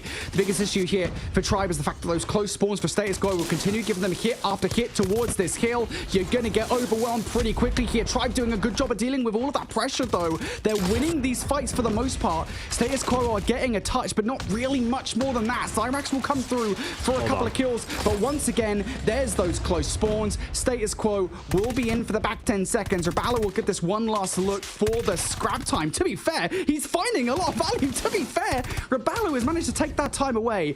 But as I was saying, I mean, look, those close spawns for Status Quo, so frustrating for Tribe to deal with. I mean, the spawns were all over the place, to be honest with you. I was watching the mini-map and just raising my eyebrows, but irrelevant of that. It will be Status Quo who just about retake the lead over towards P1. It's all about the fight for P2 though on the left-hand side of the minimap this time around. Tribe Gaming are just about keeping the hold, but the spawn there coming in for Band. And now all of a sudden, if you're Status Quo, you want to try and concentrate on that if you can, but you need to stop Tribe Gaming soaking up this final 40 seconds over towards P1. Investment coming through from Rabalo. They'll probably try and want to push this out if they possibly can. This setup is looking very, very tight so far. Predator's the only one who can find anything. He's the only one who does find anything. and now have you overextended. Status Quo still in a good position for P2. You're going to lose a lot of time over towards P1. If you've got P2, you can make that back. Yeah, to be fair, this has actually been a pretty good hold coming out from Tribe on the whole here. So, you know, for Status Quo in this situation, you are actually giving up a lot on the hope that you do get a full 60 in the way that you more or less did on the last set. This is a big gamble, and it might not be one that pays off here. Tribe Gaming know they can invest in towards this hard point, get a flip, and really start to take full control over this game. But on the other side, we see investment coming out from Recon, Zyrax, Annihilator, Sparrow, finding a lot of value. Status Quo winning these opening engagements. Tribe now need to find a way in. Rehan found Washi, who had the Annihilator out on himself, or isn't able to make that shot count. Envy will find a second, one that he had no right to find. Huge investment here, though, from Status Quo. Ignority Band does have the claw out as well, just trying to shut it down, but everything's coming through the front, but he will find these kills just so easily. There's 3 in a row. And Vig's the only one who can answer back for now. Really good hold coming in here from Status Quo, and still 25 seconds to play for. Looking like Tribe Gaming are lick their wounds and move away. They will clean house. That will be every single second. Going over towards Status Quo on this hill, and that is what can be done over towards P2. And then you have a Predator missile to help you out on the rotation over towards P3 as well. Can they continue to find these kills and this success when it comes down to the points? Yeah, that was a big hard point for Status Quo. We talked about the fact that they really needed that to retake control of the lead, especially the gamble that they made over by P1. It's a gamble that in the end did pay off. Now, though, over towards the next hard point. Last time around, that really nothing happened on this hill of note. Neither team were able to find much value for it. Recon up top is being a constant nuisance, though. Keeping an eye on these guys off the back of the spawn. Status Quo now in control. A full yellow kill feed here. Ton is going to give them control over this hill. A hill that, frankly, Tribe cannot let them have. Can't let it happen. 40 seconds to play for here. Vig will just about find the toes of Zyrax to find that kill. He's going to find a second as well. Vig, who's doing everything he can here for Tribe Gaming. They lose this map, they drop into that losers bracket. We'll see them back again tomorrow, but right now it is looking like more and more likely as time has went on. Rabala will find 2, though. He will shut down any other push that will come through. The scrap time is still going over towards Status Quo, and it's about this fight over towards New, though, here for Tribe. They soaked up some really good time on the previous rotation on this hill. They must do so again here. This has to be it for Tribe. You can't let Status Quo in even for a moment, especially given where that rotation is going to go. Tribe have to play this one perfectly. Trades galore to kick this hill off. Ultimately, Tribe will benefit from that. Couple of operators ready to be invest if Tribe need them, but you don't want to hit that emergency button just yet if you don't have to. Status Quo will try and take their time with this. They are going a little bit individually to kick this one off. Puedas and Recon, though, with those couple of kills, this might be go time for Status Quo, but it's not working out. Investment from Tribe Gaming. Rabalo with a couple of crucial kills with the War Machine, but now it's just Rabalo isolated. He needs to find more. Well, he's all on his own, firing each and which way he can. Puedas will find one inside of the point. Honda Kelly drone is going to go out and maybe just butter them up. Bandit Blood, though, will find the break. 25 seconds to play for here. Tribe will find a way back through. They will both fall. Still 50-50 on this one. Who's going to come out on top? And my goodness me, nobody seems to be folding. Push going to come in over towards the top of the stairs. Just trying to stay alive with Zyrax, and there is the break. Status Quo will find that final 10 seconds. Now about the rotation. Over towards New. You're only on your own if you are Vig, though. He will fall. Rotation belongs to Status Quo here, Brody. Yeah, Envy, he was playing so well here. There, he managed to get a couple of kills before going down. He really needed some help from his teammates. Tribe, somewhat, I think, over-invested in towards that last hard point, and they paid dearly for it, because now Status Quo have control. Need to see Tribe go now. Recon, mid-map control with the Annihilator. Gonna find a couple of kills here. Band also with another one. Status Quo just 20 seconds away from booking a place in the COD Mobile World Championships. Oh, here we are. The Annihilator is out, and the Annihilator is singing for Status Quo. The push will come through, and it's just going to be so difficult for Tribe to find absolutely anything. The Predator missile is what won them the control. It will put the final nail in the coffin here for Status Quo in map number 4. Winners bracket final and champs secured. Tribe Gaming, after a fantastic start to the series, just could not keep up. Yeah, it was, I think, a phenomenal start for Tribe Gaming, right? But the momentum, I think, was just stopped dead in its tracks. I think we could actually pinpoint the exact moment where this happened, right? 5-2 up in the Search and Destroy, and it felt like Tribe stopped playing anywhere near as well as they were before that moment in this series. Status Quo stepped it up a notch, and in this hard point in particular, I think you can kind of point to, at least in my mind, 2 key points as to why they're able to win this hard point. First and foremost, I think the gamble that they made on both sets of rotations towards P2 to get a full 60. We talk about how pivotal that hardpoint is to control on Hackney Yard. We said before that arguably it's the most important hardpoint rotation you can make across the entirety of the Call of Duty series, and I think Status Quo in this map showed exactly why, as they get a hell of a lot of time off that P2 rotation. They hold it well enough, and I think as well pivotally towards the dying moment of the game, I think it was like the penultimate rotation, right, where Tribe, I think they just invested a tad too much towards that penultimate kill. They weren't really focusing enough on the rotation, and given how difficult it is to break those P5s, how sticky those spawns can be, I think that's something that, going back to watch the VOD, they're going to regret. Big game coming in from Rehan. Seen so many moments with the Annihilation. He just about got the better of Washi. Couple of different occasions can make the difference. It's a 70-point game. Status Quo advance on Lauren, and that was an entertaining one. Not one I expected after map 1.5, to be honest with you. Yeah, I think they took a little bit to kind of get themselves warmed up and ready there, and it might not have been the 140, what was it, 6-point gap that we had talked about at the beginning of, but 70, half of that against a team like Tribe, not too shabby. Pretty strong way for Status Quo to close out their match there. You can see it reflected in the bracket. 3-1 going the way of Status Quo, which means Status Quo moves through to that upper bracket final. We'll see them play later on in the day against the winner of our next upper bracket semifinal match, and then that will determine our first of 2 teams in the grand final. But like you said, Brody, also making their way through in that upper bracket does solidify that they at least won't be last, and if you're not last, you're making your way through to champs.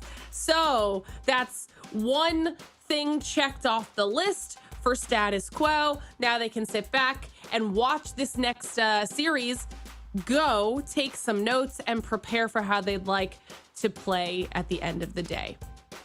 Yeah, I think it's a lot of questions answered for Status Quo, right? I think for us, especially around this roster, I think we knew that they were going to be one of the teams, COD Mobile champs. They'll be very happy that they've made it to that point in the competition, but I think they'll be more happy about the fact that ultimately, you know, I think there's questions about, hey, they had a really easy group, so are they going to be able to do anything against these top teams? The answer is absolutely yes. Status Quo have been looking great in scrims. They've managed to translate that to the competition here. They're looking hot. They're in champs, but now they've got to get that big win in the winners bracket final to get them in the grands.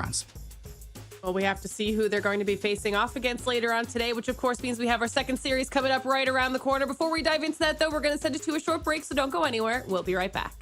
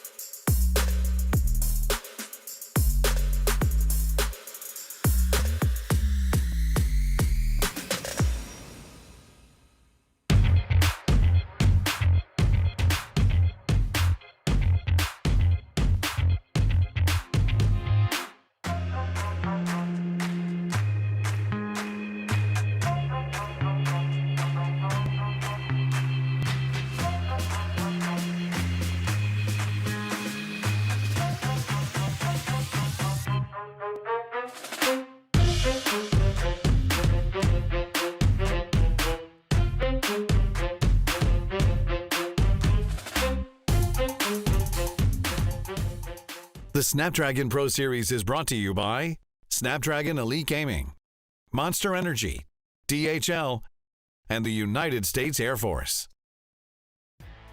Hello, everyone, and welcome back to the Snapdragon Pro Series, where we just finished our first series of the day with Status Quo being the first team to push through to the next stage of our bracket here. Now we're turning our focus towards our next two teams. We've got Nexus and Aorus Esports up on the docket to determine who will be facing off against Status Quo in our last matchup of the day. Nexus, obviously, another one of our stronger teams here in the region, Ton, facing off against a little bit of an underdog here. Yeah, for Horus, coming through the group, I mean, were we too surprised? Yes, to a certain degree. Look, they had an opportunity with the group that they were in and they took it. But now to come to the big boy competition, I think it would be fair to say that they are the favorites to finish fourth out of the four teams that we do have remaining. So if they can go on to do better than that, I think the opportunity for them here is to get a spot of champs. That's what they have to really focus on. If you can go steps better than that, I don't want to, undersell a team by any stretch of the imagination, but they are going to be coming to this game specifically as an underdog and will be an underdog in every single one they have left in this competition. Brody, give me your thoughts. We'll pull up the rosters here too. We start talking about some of these individual players, but it's definitely going to be an uphill battle here for Aorus. Yeah, it is, right? And I think that's going to be the case against any of these teams here in playoffs, right? Again, Nexus is one of these teams you talk about kind of post-roster main or everything that happened with Vitality and, that super team that's currently playing in the India region and everything that kind of caused in North America. This is one of the rosters that, came out on top, and it's made up of players from, Team Mayhem, Rejects from last season, both rosters that were highly competitive with the likes of Seminole. This has been a pretty good roster, and I think the fact that we're able to get that Game 5 victory over Tribe Gaming is a big win for them. It kind of cements themselves as kind of second overall now in the power ranking, given what Status Quo did earlier on today. But they go up against Horus Esports, and Tons already said about the fact that Horus Esports, I think, look, this roster, it's kind of a dream situation for them. You're in a very tough spot on the whole here, having to face down some really difficult teams. But at the same time, you're a team that didn't even expect to be here. This is a wild card team. They got in off the fact that another team wasn't able to make the competition. The fact that you get all the way towards playoffs, you've already bagged yourself $1,000. You're in a great spot. And if you can do anything else, it's a bonus in my mind. Absolutely. I mean, we've definitely seen just what adding Mexico to this region has done for our competition. So like you said, just an accomplishment for Aorus Esports to even make it to this stage of the competition, first season out as a squad. But of course, they still have a little bit of competition ahead of them, Nexus being one of those teams. And we'll see what they decide to do here in this matchup when we get those picks and bans up on the screen as well, and see what our teams have chosen as far as this series goes. Starting off with the Hacienda hardpoint, but we do see a Kurahana is there, Ton. I'm not mad. I don't know if we'll see it, though. That's the problem. Probably not. That's the problem. Look, other than that, though, it's fairly standard across the board. You would say the Hacienda comes in. It's very typical for these teams to come into it. The same with standoff. We've seen a lot more standoff, I want to say, than in the latter stages of the season, Brody, at least anyway. I feel as if when we've seen it at the beginning, Fire Range obviously in there as well, coming in from Horus. So that's a potential for them. Fire Range is always can be a little bit awkward at times, but Arsenal Control, again, is another one of those games that can get one good spawn trap, you can steal around away. Like, these are potentials maps for them, Brody, maybe. Yeah, the one thing I would say is I'm kind of surprised that Fire Range Search and Destroy made into the set. I thought that Horus might get rid of it. I will say, I think on the whole, it's very difficult to Horus to ban against Nexus because Nexus are such a good roster. It's just like, what do you do? And on the flip side of that conversation as well, it's like Nexus don't really have anything to work with against Horus because it's not like very clear that there are any good particular maps for them. They kind of just barely scraped by the groups. I guess the one positive I'll take away from them from this map set so far is that standoff hardpoint is in there. Whether we get there is a different story, but if they do, they might have lost it to Kaya, but it's also, I believe, the only hardpoint that Nexus actually lost this season. So Nexus have proven that they can lose it. Maybe Horus can do something. All right. Well, we'll see what our teams are about to bring to the table because match number 2 is ready to get underway. We're getting straight into it. Let's see how it goes. All right. Look, we're expecting a We'll see whether it's a competitive series or not. Ultimately, I want to see Horus come out and surprise us. I think it's just one of those things where, look, we talk about Status Quo coming out of their group and being the roster. It's just like, look, what do we really expect here? Even though we know on paper this should be one of the most dominant teams in the region, given their group, what do we really expect? And we've just got the answer to that. Maybe Horus actually do come into this series here and surprise us versus Nexus. I mean, it would be nice to have a competitive game to a certain degree, of course, as well. So let's see if we can get it. But yeah, Nexus are still going to be feeling like the favorites. I think they still absolutely are the favorites. But yeah, look, I mean, we've been surprised before. We've seen the turnaround between Tribe and Status Quo in the previous game. Are we going to get anything of the similar kind of thing here? I'm not too sure. Hacienda is going to be what we are kicking things off on again. Horus, can you provide some sort of an upset here on Nexus? Just going to show us what they're made of. Potential winners bracket final on the cards and a champ spot for one of these two teams, Brody. Yep, well, it would not be a Call of Duty Mobile matchup without a Hacienda hardpoint, so let's kick things off on that map mode combination. Horus Esports are going to be the team that starts things off to the good over Nexus, but, you know, I think the thing that will split these two teams moving forward in this game is going to be the fact that I think Nexus are the kind of roster, you know, to be focusing on those key rotations, to be ensuring they flip the map in their favor for the rotation towards P2, so I think that'll be kind of their focus moving forward. Right now, though, they're not actually winning all these gunfights around the top side. Good start for Horus. That's what you want to see. Just a nice little confidence builder to kick things off. You're like, yeah, okay, you want gunned across the map, Kings? No problem whatsoever. You want a second one as well? Yeah, boys. Okay, let's start getting a little bit excited. Some good time. Over towards P1. Rotation over towards P2 going to be incoming shortly, and you just know for a fact that Nexus are not going to let that one slide. Really good start coming in from Horus. You do take 20 hit seconds over towards P1 all day long. Horus, though, still looking to be a nuisance here over by New. Agony's actually going to find a couple of kills. How enough if you let that happen? Horus Esports now looking to be real nuisances towards this next hardpoint. Spawns in the back favor here. Raph, though, nuisance with the R9 will find a couple of kills. We've given Nexus a good look towards this time. They're fighting this one from the front. Those back spawns can be real pesky, a nuisance to deal with. But if you get yourselves looking down that line of sight with the car bomb now going off, it's now safe to get on top of this area. Yeah, I think this actually is okay if you're a Nexus. No problem whatsoever. Find the break back. Maybe just lean forward a little bit. Did they lean forward, I suppose? It's not like you got the screen. You can move the screen. Lean over the maybe we need to reinvent the meme, but irrelevant of that, Nexus doing a really good job here as they finally get themselves a decent hold on a hill that you can get a lot of points on, and they are showing that right now. 15 seconds to go here. Over towards P2. Kings putting the shots in, and we'll start to get this rotation underway as well. That is a clean hold for Nexus over towards P2. Really good job. Yeah, it's exactly what you want. You know, it's exactly what I said as well. You know, generally speaking, the way for teams to make their way up towards the driveway towards the hard point is to get smokes down, and Horus weren't really able to do that, or if they did, they weren't able to do it effectively against Nexus to get in towards the time. And now Nexus, the operation has already started. Operation getting towards the next hard point. Investment coming out as well. Tarkels is just firing War Machine pellets down range towards the hard point. You see the investment coming out from Jez, who will get the kill with the Predator missile. Also investment coming out for the rest of the team too. This is a huge investment on the whole from Nexus. This is what, 3 or 4 operators in towards this time to take this hill away from Horus. So they need to make a count. Nothing worse than a bad investment. Are they going to get any sort of returns here? They're looking like they are. 25 seconds to go now, but the close spawns coming in from Horus are going to make it difficult to convert that, but that is going to help things out. There you go. The Predator missile comes through. We'll take down one, and I mean, you're just keeping Horus off it. They were the first ones to rotate here. They haven't gained a lot from it. Nexus will get a little bit, and we'll send Horus on their way over towards P4. And now for Nexus, this is the time you would have loved something to try and find the breakthrough, but what has Jez got underneath his belt to try and sort out the break here if they need it? Nice setup from Horus. I was about to say it's going to be hard to break through even just Agony, but he gets taken down almost immediately. And is that the first domino to fall that will impact what goes on here in map number 1?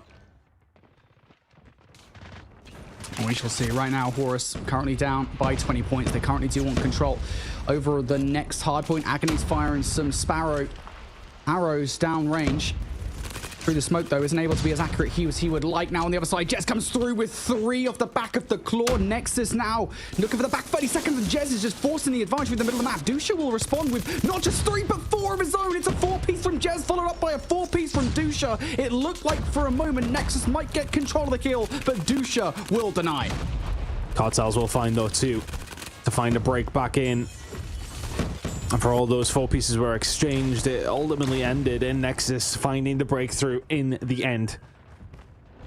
Final 10 seconds or so goes their way, but not a bad rotation of hills from Horus Esports. Really good job specifically over towards P4. Got some decent time over towards P1. I'd imagine Nexus will not want to let that happen again. But you can't let that full 60 go over towards Nexus, over towards P2 again, as things will start to get very, very scary. So far, I've got to give Horus some serious props here in this game time, because they have definitely kept up with Nexus, not just in terms of the game, but also in the slaying department as well. Shout out to Agony. He was currently leading the squad. A player that was not playing for them in the last series is now doing so alongside the rest of the squad. Right now, though, is going to get shut down. Nexus Esports full control over this hill and a real opportunity to blow this game wide open. Currently a 50-point advantage, and it is growing, and they've got map control as well, but they do need somebody inside the hard point to actually soak up the time. And they did have that top control. Now have regained it by the looks of things, as Jazz will find a couple. You start to soak up some time over towards P1. This is easy pickings for Thug, as he will eventually find the final few that he needed to.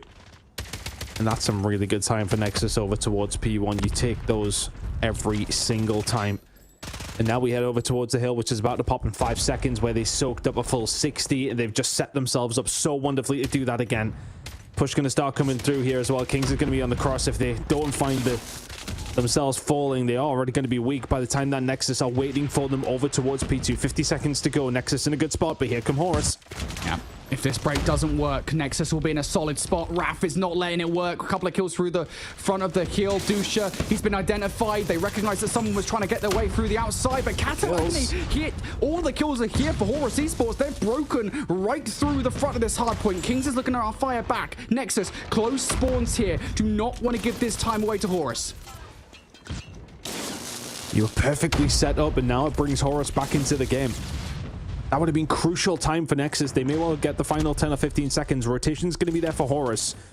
Nexus will find the break back through. They will get this time. It is still going to be a little bit of an extension of that lead, of course, for Nexus, but for Horus, that could have been a lot worse. Rotation over towards fences now. Can they hold down some decent time? 4 operators available for Nexus. You'd imagine after the last time around, they're going to invest them. Here comes that investment from Cartels. Couple of kills. Kato trying to survive the onslaught. Will actually pick Cartels off. Right through you will only find one with the equalizers here. Kings really does need to find some value with the Annihilator. This is where Nexus were able to get control and really take this hard point away from Horus on the last rotation, but even he can only find one. Horus Esports now looking to find their way through. Raph with yet another double from the R9. Nexus close spawns, as do Horus have. These guys constantly buying heads over that time, but it has to be said, it doesn't feel like the investment for Nexus was as worthy this time around. Nah, I mean, it was some really good gunfights coming through from Dusha. I think he finds at least one that had the operator alive and kicking. I believe it was Kings that fell pretty much immediately with his out, but irrelevant of that, Nexus have managed to disrupt what was going on over towards this point. They did find the break, they did find some time, but last time around on the previous rotation, Horus got some solid ground made up over towards this hill. Can they do that this time? Raf's going to find 2 to open things up. Needs a little bit of help. Doesn't quite have it. Keep an eye on the spawns where they're going to lie. That's a big gunfight. Dusha keeps winning huge moments. He's only found 17 kills. He's not exactly leading the way for his team, but every single kill you seem to find has been important, and you might need to find a couple more here as well, as Nexus are starting to close the gap. Yeah, it just feels like they've kind of, I guess, about a halfway point in this game, really got a lead where Horus haven't really been able to close it. And the vast majority of the gunfights being won here by Nexus. Root being taken by DDoS, who does come up with a couple of kills. Dusha, who has been a constant two-piece machine for Horus this game thus far, is going to produce another one that will give Horus control over the back of this hardpoint now towards the middle of the map. He goes for some map control. He's going to get shut down now. For Horus Esports, looking to win the vast majority of the gunfights. They can't get it done. Agony with the root, though. In behind will find 4 kills. Cartel's the last one. He's looking for the full wipe, and Agony, of course, he's going to get it.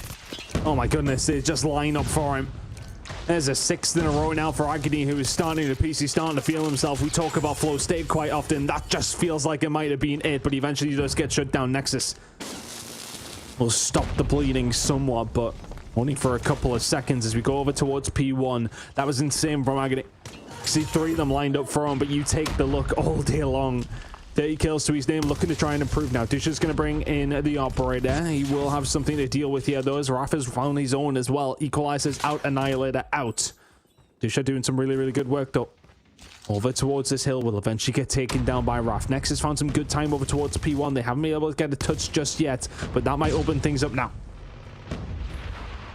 Yeah, Horus still looking for all these gunfights to try and take this time away from Nexus. Raph is just running roots at the moment huge for all these kills. I mean, we talk about Dusha being kind of a two-piece machine for Horus. How about Raph? 41 kills. Jez also up there with 36. These guys are doing everything right now for Nexus. And they're also looking to get some time towards this hill as well. Once again, that 50-point deficit that Horus have been kind of contesting with all game long is once again present. And now as we move towards the rotation, Horus, a couple of players that really have to win their fight. Jez and S-Thug take both of those players down, and all of a sudden, Nexus are in control.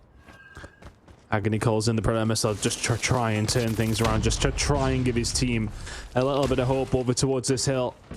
Cartels will find hit as he called in the War Machine. Nexus now inside the point. They're 30 seconds away, and this setup just looks so impossible to break. 3 different operators being handled at the moment from Nexus. They are going to be about 20 seconds away from the win here in map number 1.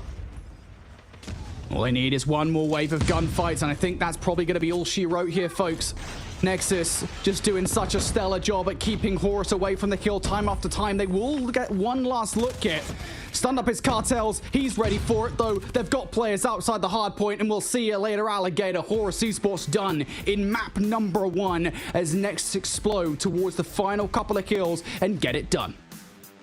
Yeah, really good job from Nexus. Horus, I want to say, though, in fairness, it probably wasn't as one-sided as I thought. It was comfortable for Nexus, but Horus offered up something to at least suggest that we may well still could have a series in us here. Not a bad start from them. I think, what was it, like a 20-point game after the first rotation? Not really much in it, but Nexus just really did chip away. I want to give them absolute credit for that map number 1, but Horus were... I want to say they were feisty, at least. You know, you've seen Dusha find a couple of moments. We've seen Agony, obviously, that crazy 6 in a row over towards P4, which is really where they found a whole load of success. But other than that, it wasn't too much to write home about. But a relatively comfortable map number 1 for Nexus. Doesn't take away from Horus, actually. Not looking too bad there either. So we're going to be heading into map number 2. And things still to play for here. Not too bad of a showing from Horus. And they show something a little bit more in the Search and Destroy. Yeah, just solid performances there. I think on the whole, almost 3 40 bombs, technically 4 if you count Cartels in the mix, which I can't imagine any reason why you wouldn't. Just solid performances on the whole. Again, we talk about kind of the dominance, I think, for Raph, and I want to shout out Jez in particular, right, as those players, I think, even to reach the middle point of the game, were just procuring 2-piece after 2-piece, a constant nuisance that Horus couldn't really contest with all that much. And on the flip side of the conversation, right, we talk about Horus with their win against Kaya Nation. I think it was a couple of weeks ago now, and you know, you look at a couple of players that really did a lot of damage in that series. Kato and DDoS season. I mean, look, Kato barely goes negative, right? But he still isn't doing the same thing he was doing versus Kaya Nation, and DDoS season isn't even really in the game at all. You know, Agony looks like a good sub-in for this series, but it just wasn't enough to keep Horus in the conversation. Yeah, for DDoS season 18 and 43 is tough, right? Isn't it? Especially, like, you know, you lose the game by what, like 70, 80 points. that's not insurmountable if he goes, you know, just dead even. That's kind of where you need to be at, but you're getting outslain by that much. It's a bit more of a tough ask. So a 1-0 lead now for Nexus. They'll be feeling confident for a winners bracket final and of course a champs spot. Map number 2 going to be coming up in a second. We've got a firing range, so look, it's always a bit of an awkward one for me when it comes down to firing range. It's about your snipers, if they can play it well. It's about, you know, if you are able to dictate the map in a certain kind of way too. There's a lot of different factors when it does come down to firing range, and it feels like one of those maps that can be a little bit topsy-turvy for some of these two teams, but you would still feel like Nexus will feel like the favorites heading into this one. And then an Arsenal Control, well, we know how they can go as well, but we'll see how things do go. The cat hasn't woken up yet, and I wonder if Horus are going to give her a reason to here. Nexus looking good in map number 1 and should be in map number 2 too. Yeah, your cat's just chilling, mate. He's having a whale of a time. She's chilling.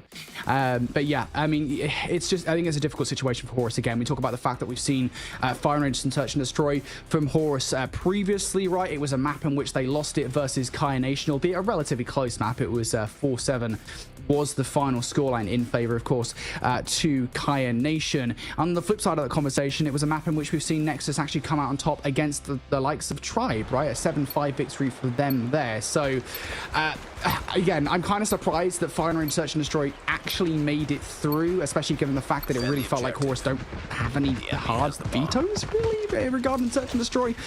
So, yeah, bit of a weird one, but regardless, here we are anyway. Nexus now looking to have a good start to this Search and Destroy hit. Dusha and DDoS season, though, have other ideas. Nexus now, no control over the bomb. Absolutely nothing to be able to be done here. If you're Nexus, and Jess is very good. Tundra in hand as well. Yeah, not going to happen. We'll find him. That is a clean round number 1 coming through from Horus Esports. You take those all day long. Defensive side, no problem whatsoever to kick things off. Maybe just caught Nexus napping. Find themselves 1-0 down. What can they do in round number 2? We'll see whether the same kind of response comes out once again from Horus. Hitmarker will find that first blood once again. No hit markers for here. Kings and Esflug, though, responding in kind. And now if you're Dusha, a lot more to do here over by A. You know the players have crossed, and you're going to whiff the snipe as well. Not quite as successful as Hitmarker in this round with the snipe. Things starting to fall apart here for Horus. Your last couple of players are also split. Tough position. Relevant of Agony finding something here. Dusha does find something on the other side, but now left on his own. 1 versus 2. Doable situation. 25 seconds. I just don't think that Esflug or Cartels show themselves whatsoever here. Just no need to. 15 seconds to go. It's becoming a little bit more difficult. Dusha has to push forward, and Cartels will get him on the timing. It's not over yet. R9 in hand, always a difficult gunfight to win. 1 apiece.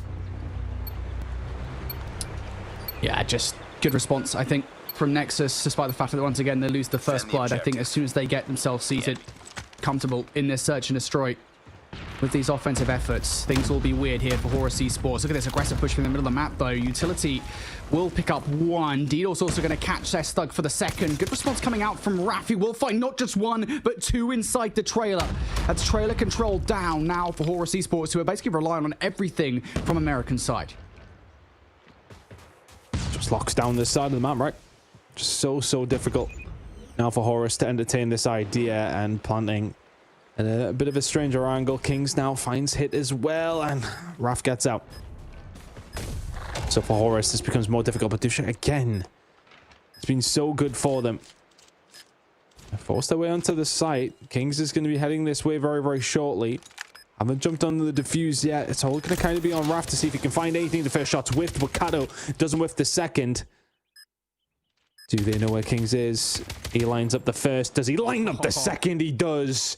Catches them both off guard, and Kings will clutch up the 1 versus 2. Nexus 2-1 to the good. Kings next in line for the throw, and it would seem Horus Esports not able to get it done. Great play from Kings, who has had a stellar start to the search and destroy as well, at 5 kills to his name thus far. Dusha on the other side is the player that Horus have been relying on these defensive efforts so far. This is a very similar look once again coming out from Nexus. However, the route is a little bit different. Instead of hitting towards A, feels like they've kind of dipped out towards B through Tin's side. Horus, I don't know if they're even going to be aware of this.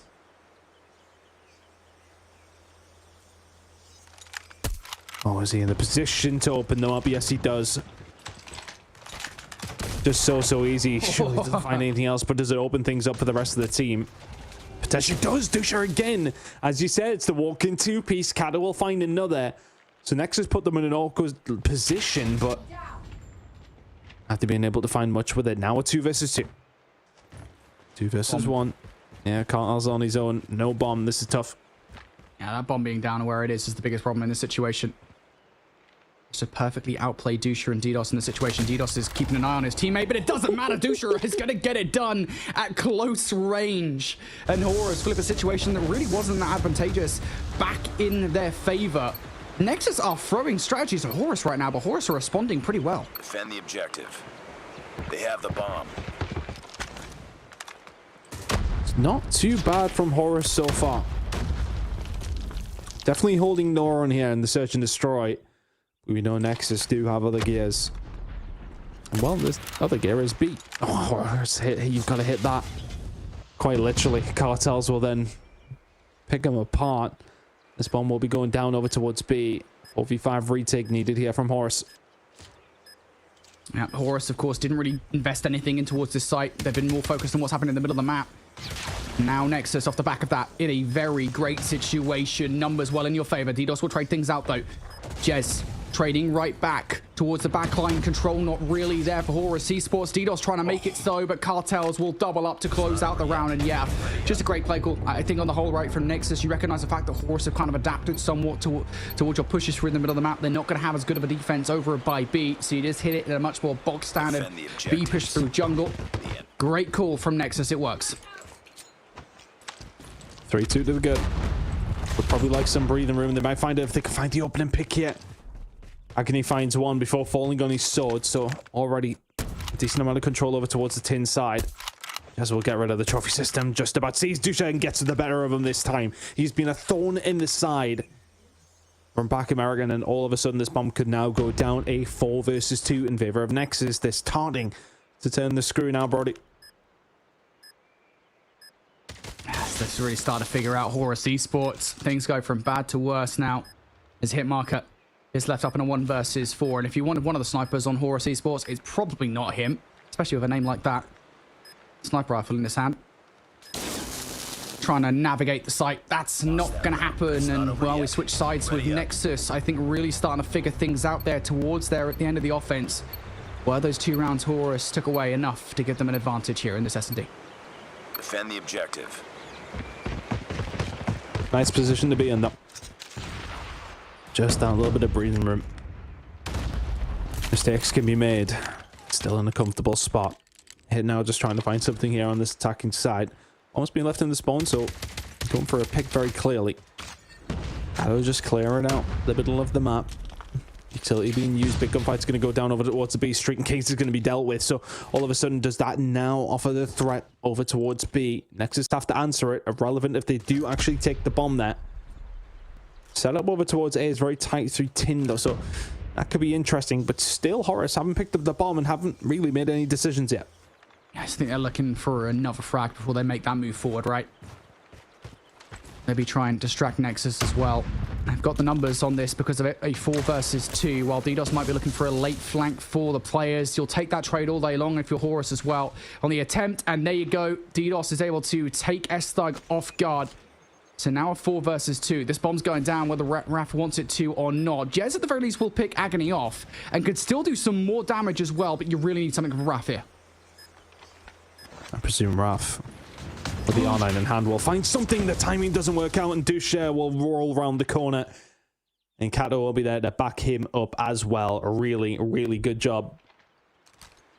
4-3 to the good now to Nexus. They kind of get picked apart there. Horus played very, very patiently. It worked out in their favor. I wonder if Nexus will offer them that opportunity this time, though. Will they step into towards their clutches, or will they just wait and hold on tight?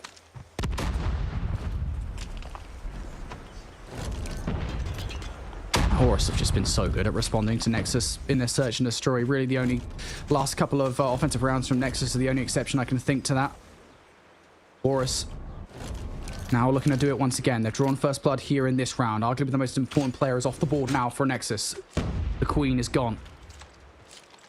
Now looking to see whether you can start to make some moves with the rest of the pieces you've got left on the board if you're a Nexus. You are heavily investing into an A defense here. This is a lot on S-Thug in this situation. The weight of the world's on his shoulders if they do choose to go B. If you can find one, that's okay. Anything else will be an absolute bonus. That's where the push is coming as well. Mira goes. You can already see that Jez is on his way over to potentially help. BP50 here as well. You wouldn't have minded an R9 yet. He will find one. That's an alright trade to come through. But Horus Esports take control of the site. Smoke goes down. Bomb may well follow. Cartels is already here. My goodness. Yep, he's already picked up one. Looking for more. Hitmarker will trade out at the very least. Hitmarker's going to find more value too. A valiant effort there from Nexus. A little bit of pre-fire just to add insult to injury to the last remaining player. Jess is going to have to reposition anyway, so he's not stopping this bomb from going down. Now looking for the blood against Agony. Oh, you really need to hit those shots if you're Jez. It's far from ideal. And now, I mean, if the hand wasn't in favor of Horus, it most certainly is now. Has he slipped the net here? Not quite. Shots are going to come in from behind. Yeah, Agony will find that one. Nexus starting to bleed rounds here.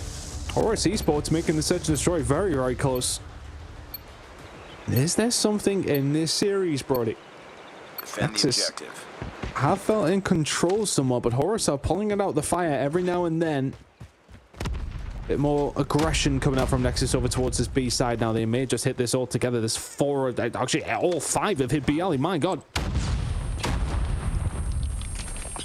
Hell of a strategy from Nexus. One that they're going to have to rethink there because S-Thug gets tagged down to about 10 HP by way of nade. And of course, they have in this gambit given up full control over 8. The Horus now.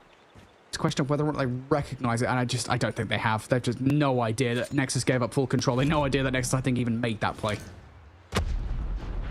I think one stun potentially hit, but I mean, you don't know how many players it hit, though, right? Yeah, well, exactly. Yeah, right. It will find Kings. These first bloods are coming every now and then. The side of Horus. Cartels could be in danger here from Dusha as well, who is being lights out. Oof. Bit of timing on both sides. Cartels are still holding that. No problem whatsoever. But for all that Nexus have lost a body, Horus haven't really made too much of an inroad yet. Smoke through the middle of the map, but now they start to make their move. Cartels was waiting for the push. Kato was waiting for him. 5 versus 3 in favor of Horus. Got the numbers. You've got the site control. Do you have the gunny to hold it? Raf. Patiently waiting on the other side, and Dusha, he's a whack-a-mole pro. As soon as that head pops up, it will be right back down. There it is. It happens off screen, but it doesn't matter. It happens regardless. S-Thug will find some value on the other side. 30 seconds for a 2 versus 4 now.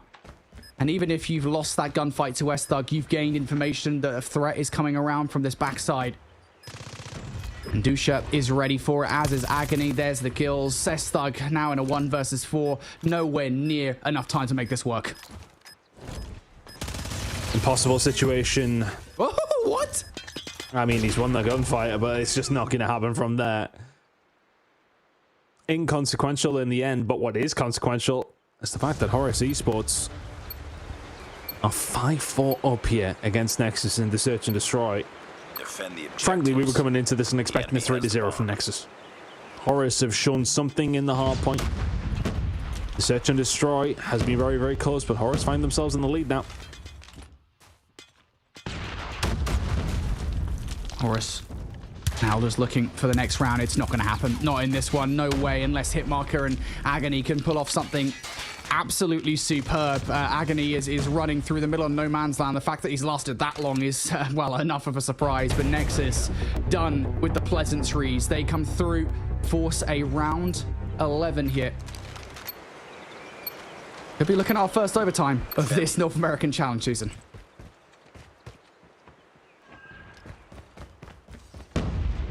Are we going to get it?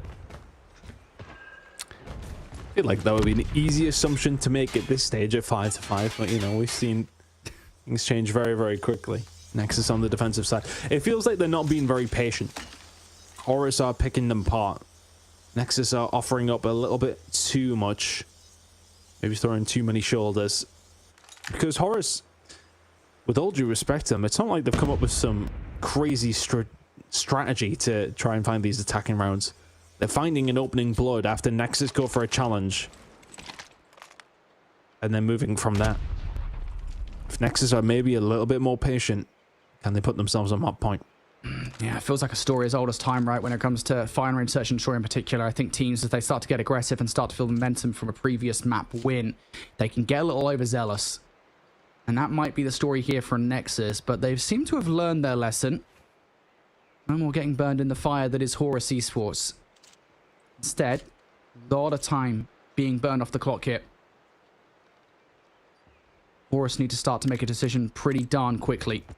Nexus kind of gambling that it is going to be an A, and if it is, that Horus will put a lot of effort into getting control of the trailer. Looking for the first blood is Jez. He's going back for seconds. Will he get his just desserts, though? No blood just yet. Nade over the top. 29 seconds. Horus have to go now. They've sat around forever waiting on it, though, and Jez maybe just getting a little bit bored, but they are going for it now over towards the B side. Thug's going to get taken down. Kings towards the back, needs to find a couple here to slow them down. Can only find one. DDoS sees him, finds two of his own. He's going to start pushing forward here as well. Are they going to expect it? No, they are not. Cartels finds two, and now the time is just on the side. Dusha going to come round. He will know that Cartels is there. It's now a 1 versus 2 for Jez. They got time to get it down? Have they got time to get it down? No, they do not. Oh my goodness. After all of that, I didn't even notice the time on it, but they wasted so much of it, Brody. I think they actually might have had time.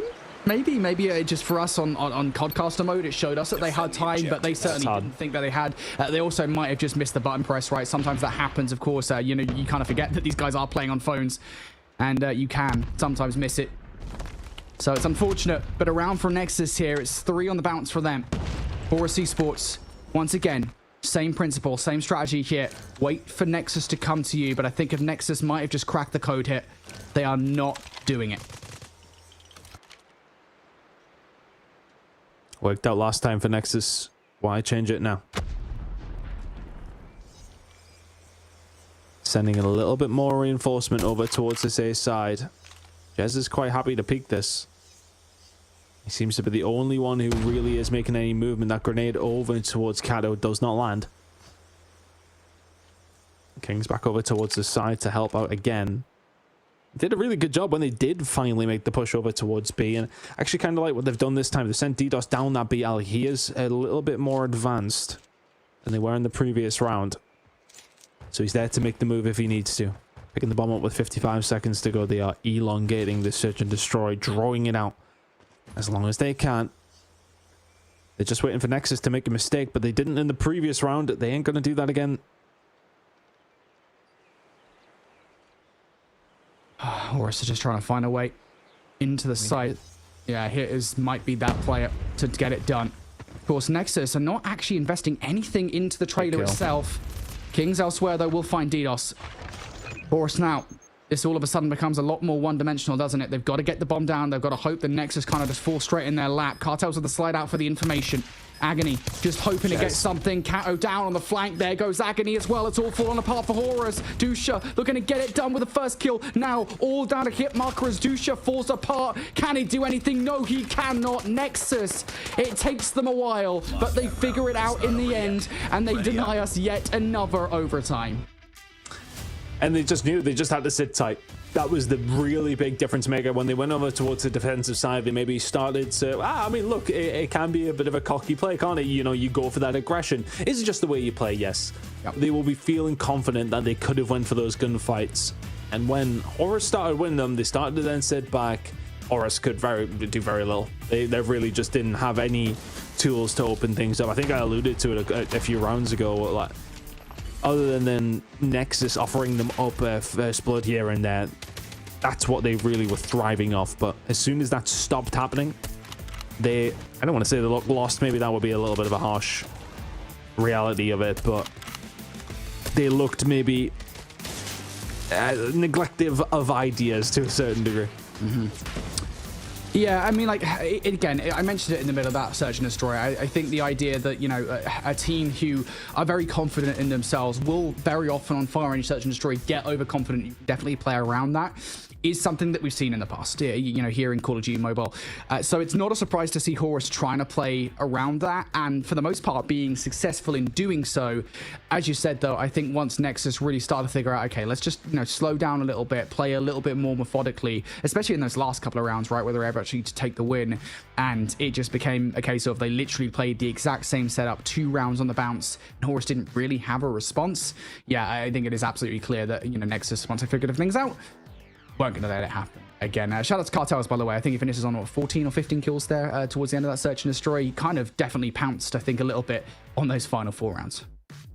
Yeah, really good job coming in from him. I think it was the 2 in the previous round that when he shuts it down when he comes out of the crates in round number, I believe would have been 11. So really, really good job coming through from Cartels, and they will find themselves up now 2-0, heading into an Arsenal control. You got to be feeling good if you're a Nexus fan as we head into this one. Look, Horus still have a chance. I think in map number 1. They were in it to a certain degree. One decent hold here or there. It's a 60-point swing. You maybe find something. Search and destroy, you were close but not quite able to get the job done. I'm not entirely still counting them out here. We're going to an Arsenal control. If they can hold down a decent spawn trap in one of the rounds, steal that one away, find another couple, it sounds simple to a certain degree, but you know, it is a bit more difficult than that.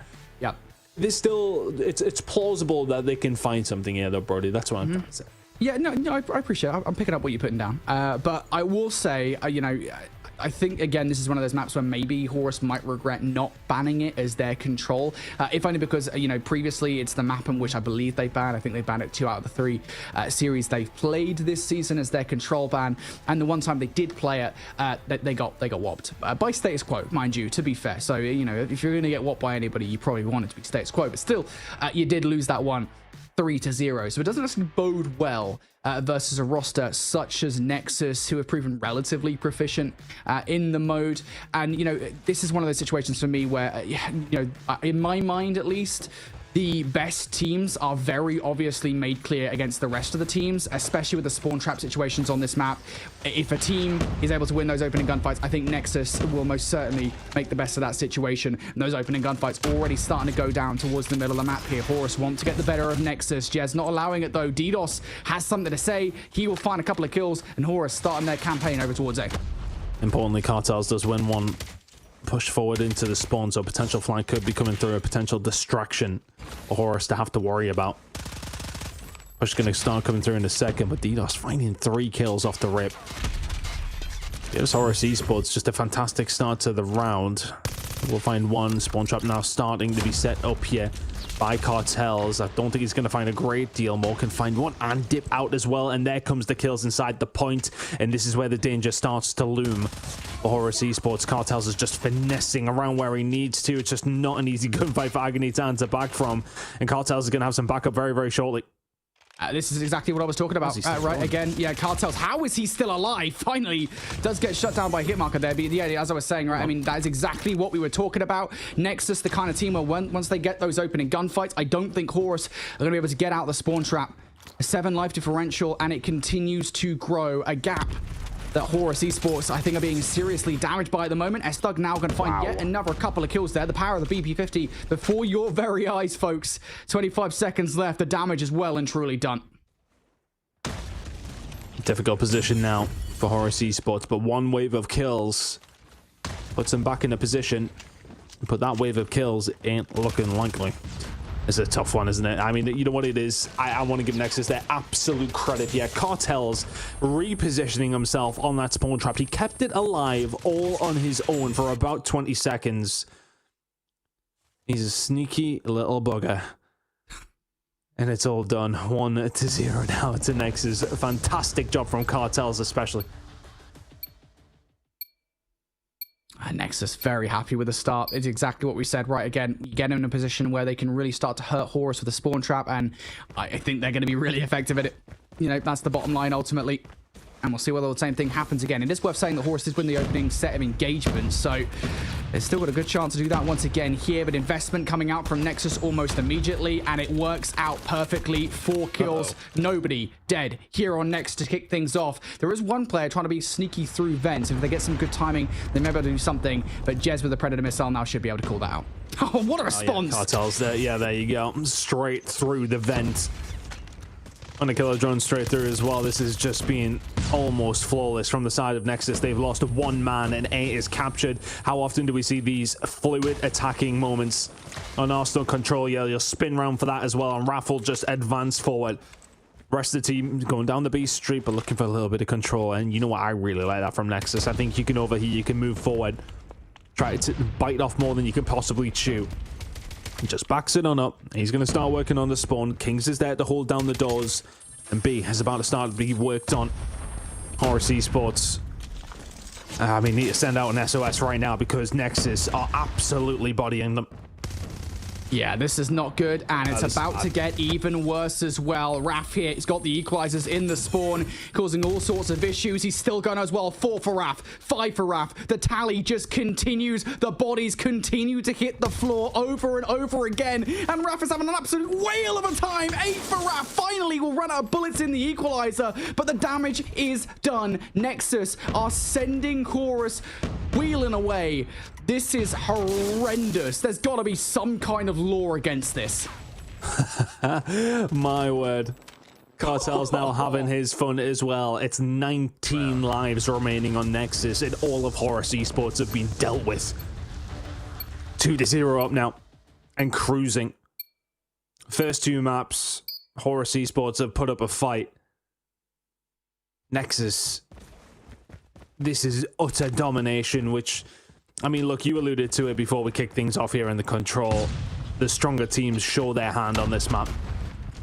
And are they about to just make it look even easier with another one? Cartels is just lighting them up at every single opportunity. There's 2 kills to kick things off. Operators in Nexus looking to kill this one off as soon as they possibly can.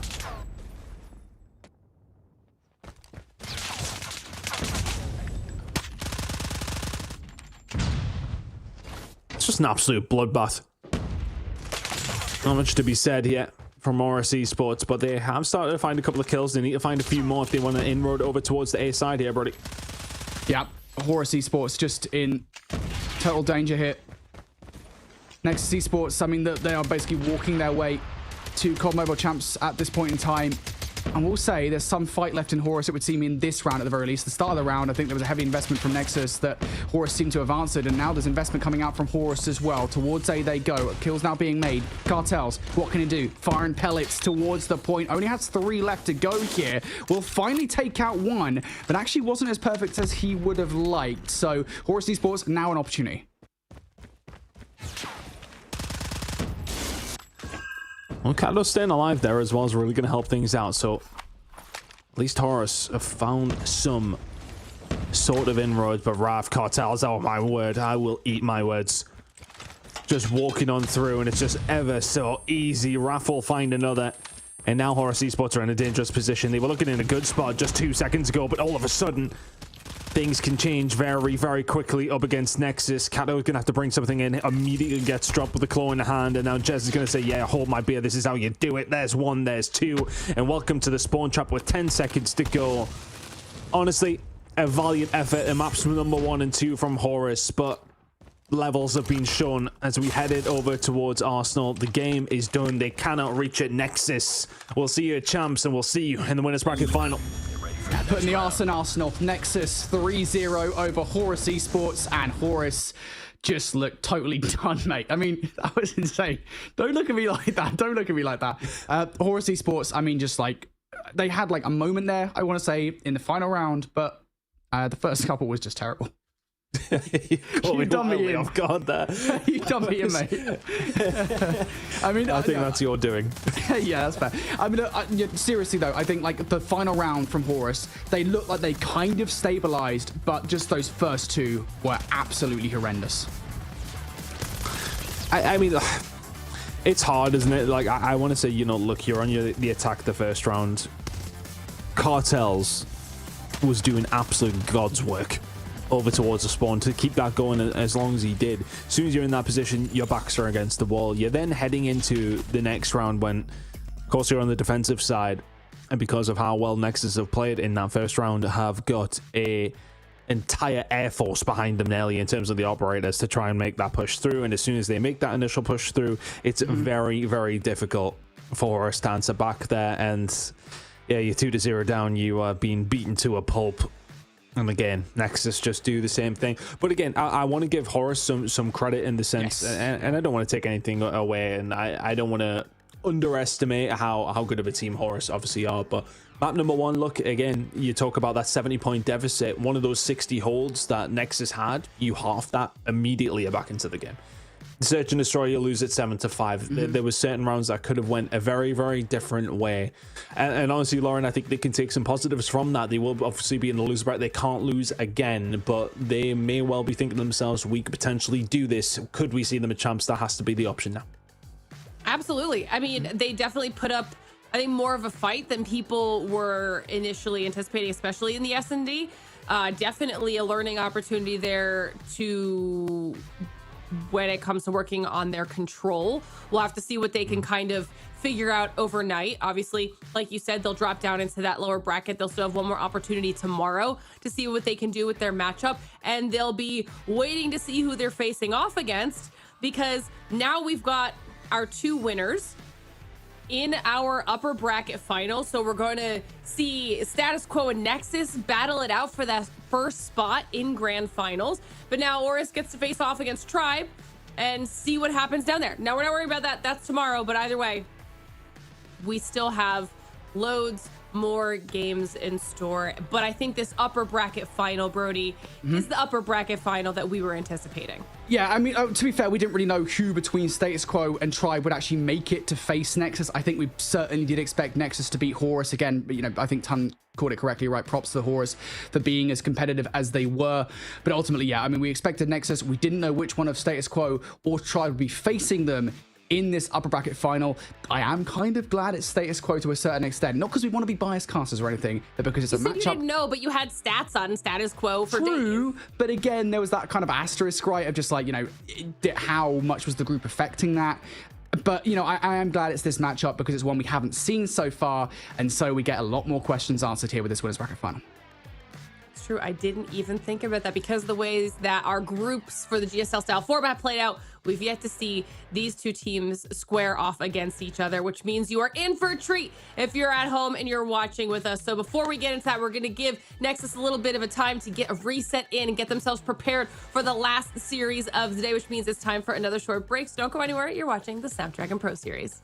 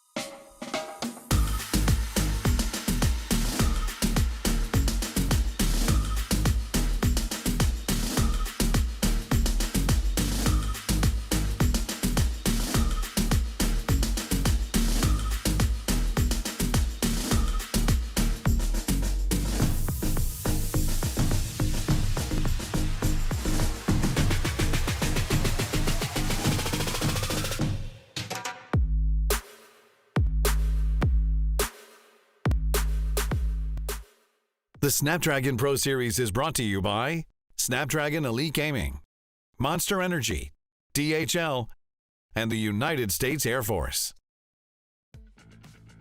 Hello, everyone, and welcome back to the Snapdragon Pro Series, where we've now done 2 of our series here on the day, and we're heading into the 3rd and final matchup between Status Quo and Nexus, who are fighting in our upper bracket final to claim the first of 2 spots in our grand finals here for North America. Both of these teams have won their matches so far, which means both of these teams have at least made it to the points of the competition where they will be moving through to the World Championship later on in the year. But now it's about who claims the title, who's the best in the region, and these 2 teams trying to get that first spot to do exactly that. Both very strong squads. This is going to be a banger of a matchup, potentially similar or even better to what we saw between Status Quo and Tribe here, Brody. Honestly, I don't know. Like, it's so weird because we haven't seen these guys. I'm sorry, I'm normally less useless than this, but like, yeah, I mean, it's difficult, right? Because again, it comes back to that conversation that Status Quo are just like, what? Just like, again, you don't really know anything about them from Group A. We haven't seen these guys play Nexus at all this season. That was part of the point I made before we got into the break, right? The fact of the matter is we haven't seen these guys face off at all this season. So how well they match up against one another, we just don't know. Literally all we have to go off is scrims, and I don't really ever put anything into scrim. I mean, scrim bucks don't really mean anything to me. Well, I think part of it too, Ton, is like how much research have they done? They've got a season worth of matches that they could have watched each other doing. Yeah. And did they take notes? Do they have those picks and bans down, and are they prepared for their matchup here today?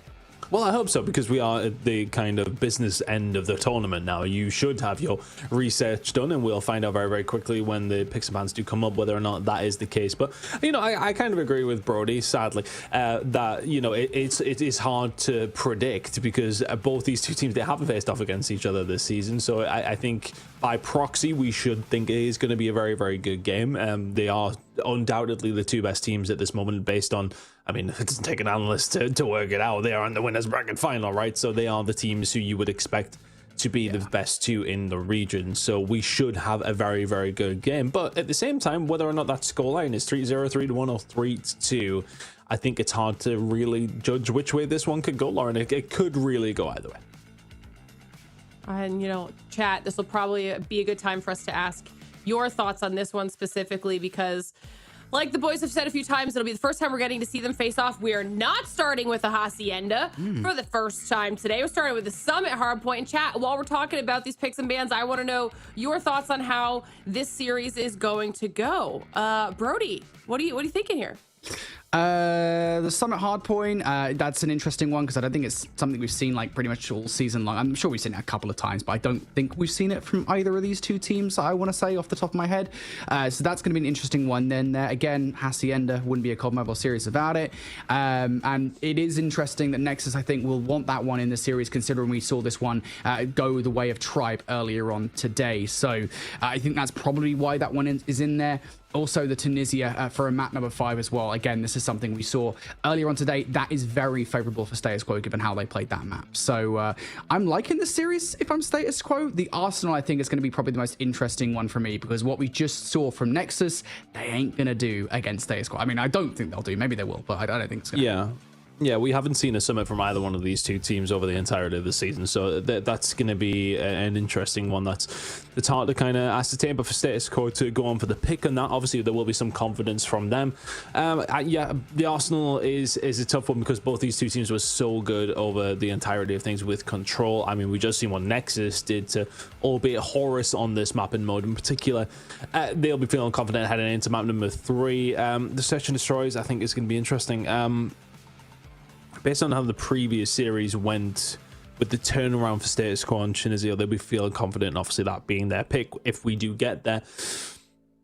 I'm still struggling to see who's going to win this series, though. I think it's very, very difficult. It's a very, I want to say, substandard map set. I don't necessarily like lean in any direction realistically with this one, but Status Quo for the map number 5, Tunisia's in there after a really good defensive performance. That will be in the back of their minds, but are you able to be that good defensively again? Yes, okay, they won it, and this is talking very theoretical because there will be a map number 5 that we would have to delve deep on, but they had to win 5 rounds in a row to get the job done. So Let's see. I do kind of like this, though, that we're heading into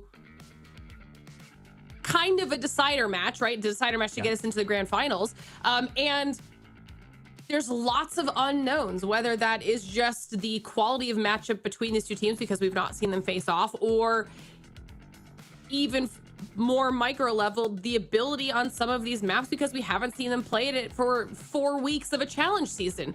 So this will be an interesting way to kind of start this series, at least opens up opportunities for both of these teams. Maybe there's some secret ace up somebody's sleeve prepared to go on the first map and start off with a little bit of strength. Like you said, Ton, though, Nexus is coming straight out of a series. Maybe they'll still keep some momentum going for themselves versus status quo, having to cool off a little bit and watch as Nexus was facing off against Oris Esports. Either way, everybody at home, don't forget, whoever loses this match is not out of the competition. They'll just drop down to that lower bracket where they will wait to face off against the winner of the matchup between Tribe and Oris Esports, who are also not out of the competition yet. So that will all happen. That lower bracket run will happen tomorrow, as well as the grand finals. So make sure you tune back in after everything here is all said and done, not only to see who stays alive, but who makes their way through to the World Championship in October. And then, of course,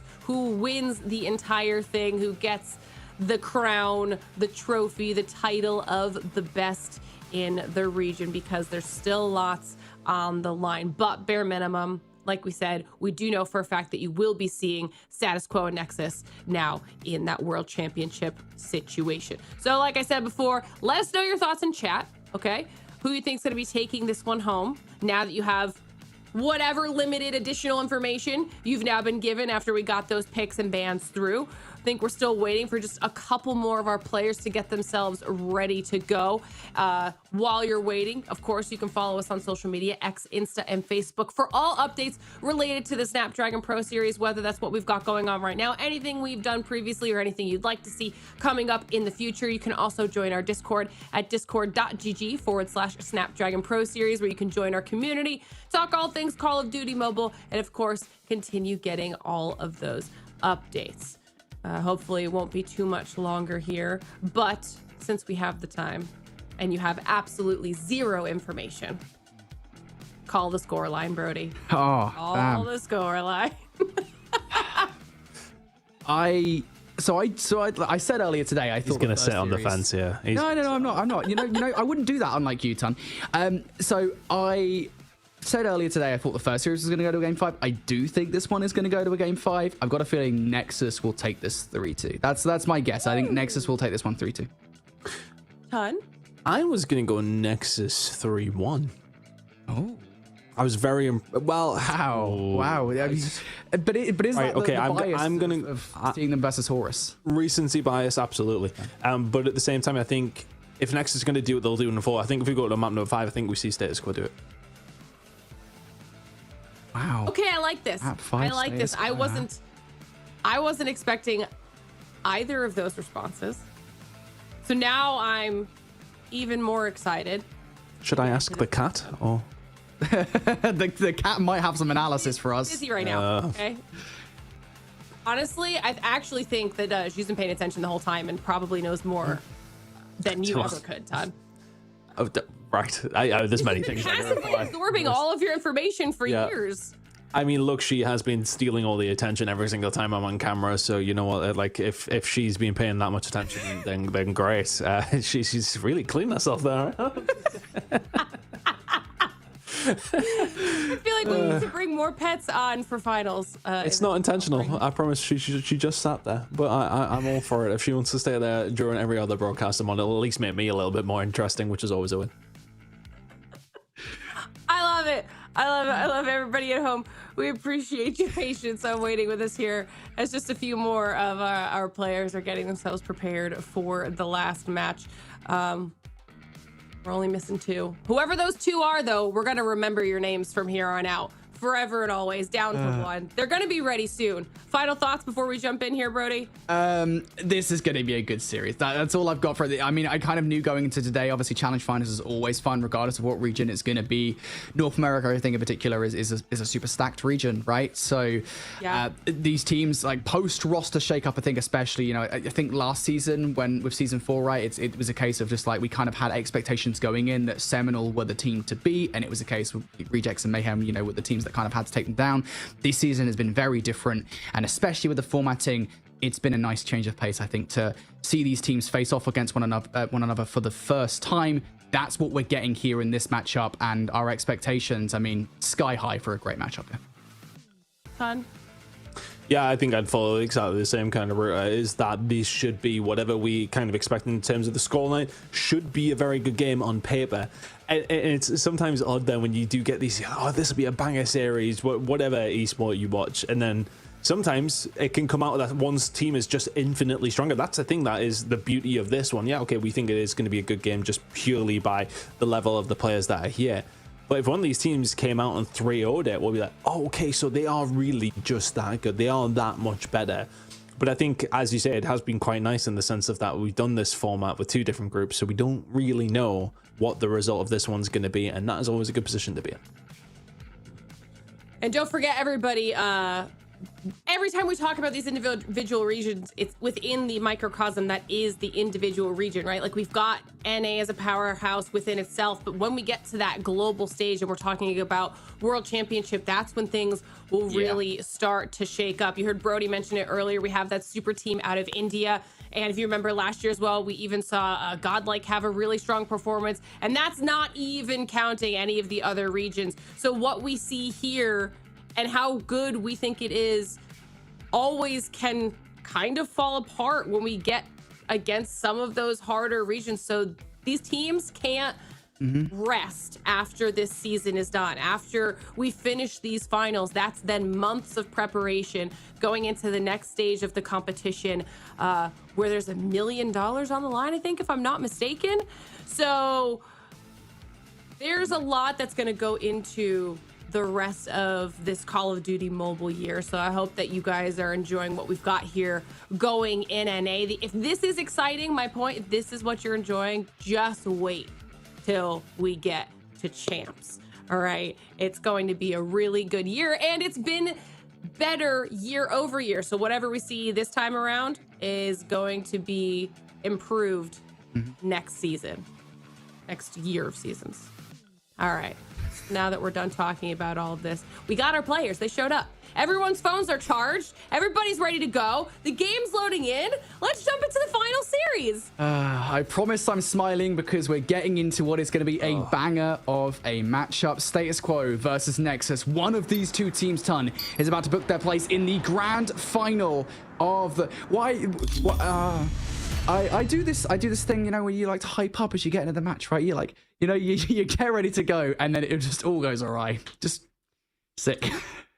Also, I love you wearing your glasses like sunglasses there, mate. It's a good look. I was taking them off so I could rub my eyes before we started getting into this one, and then of course that happened there as well. I can hear Lauren laughing at us in the background. Yeah, also, she's not pleased right now.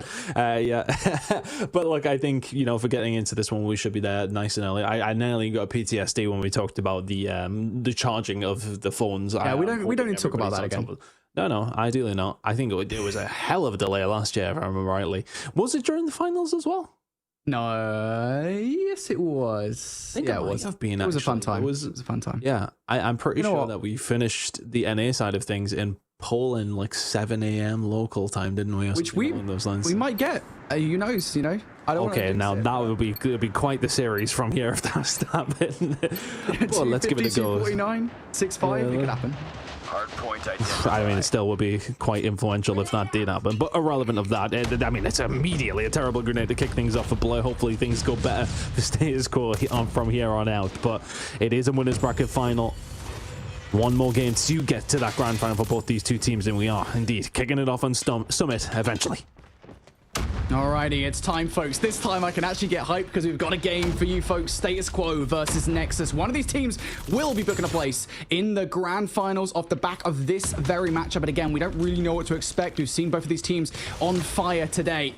Right now, at the start of this game, it is going to be Nexus currently in control to kick things off. Status quo.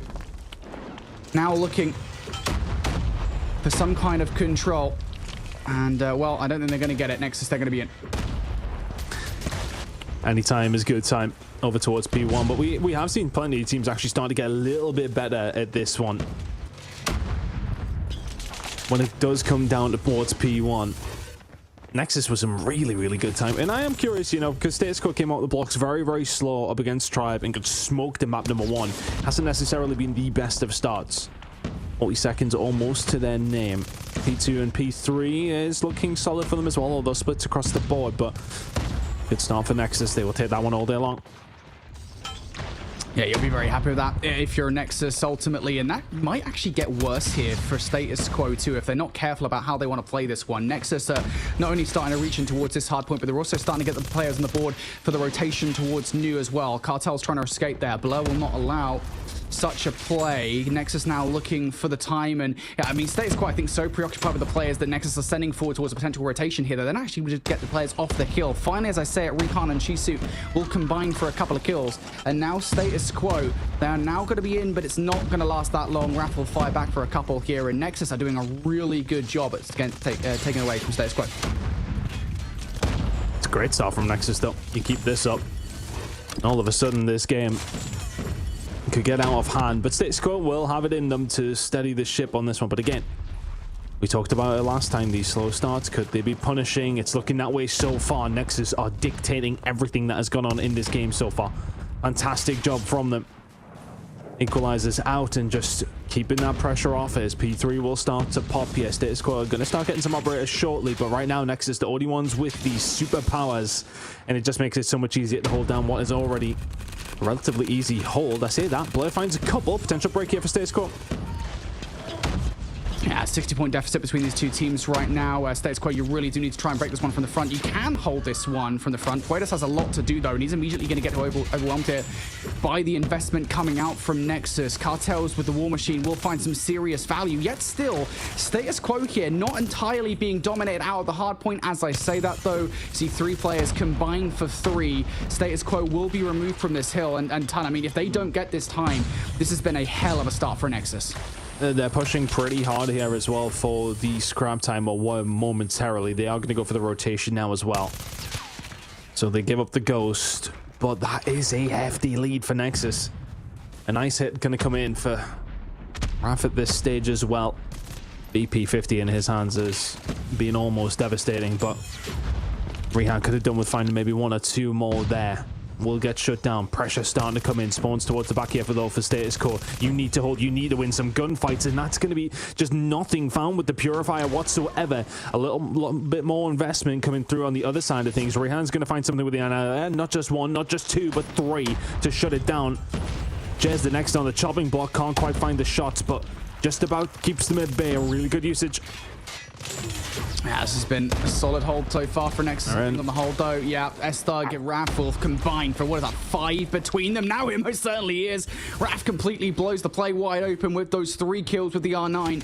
And now, again, you're starting to face that point where I think Status Quo were, you know, back in map number 1 versus Tribe Gaming, back in their last series, right? Where Status Quo, you're down by about 50 to 60 points, and you're going to have to start getting a little bit desperate with the way in which you're approaching scrap time. And we know how that went for Status Quo in that series, Ton.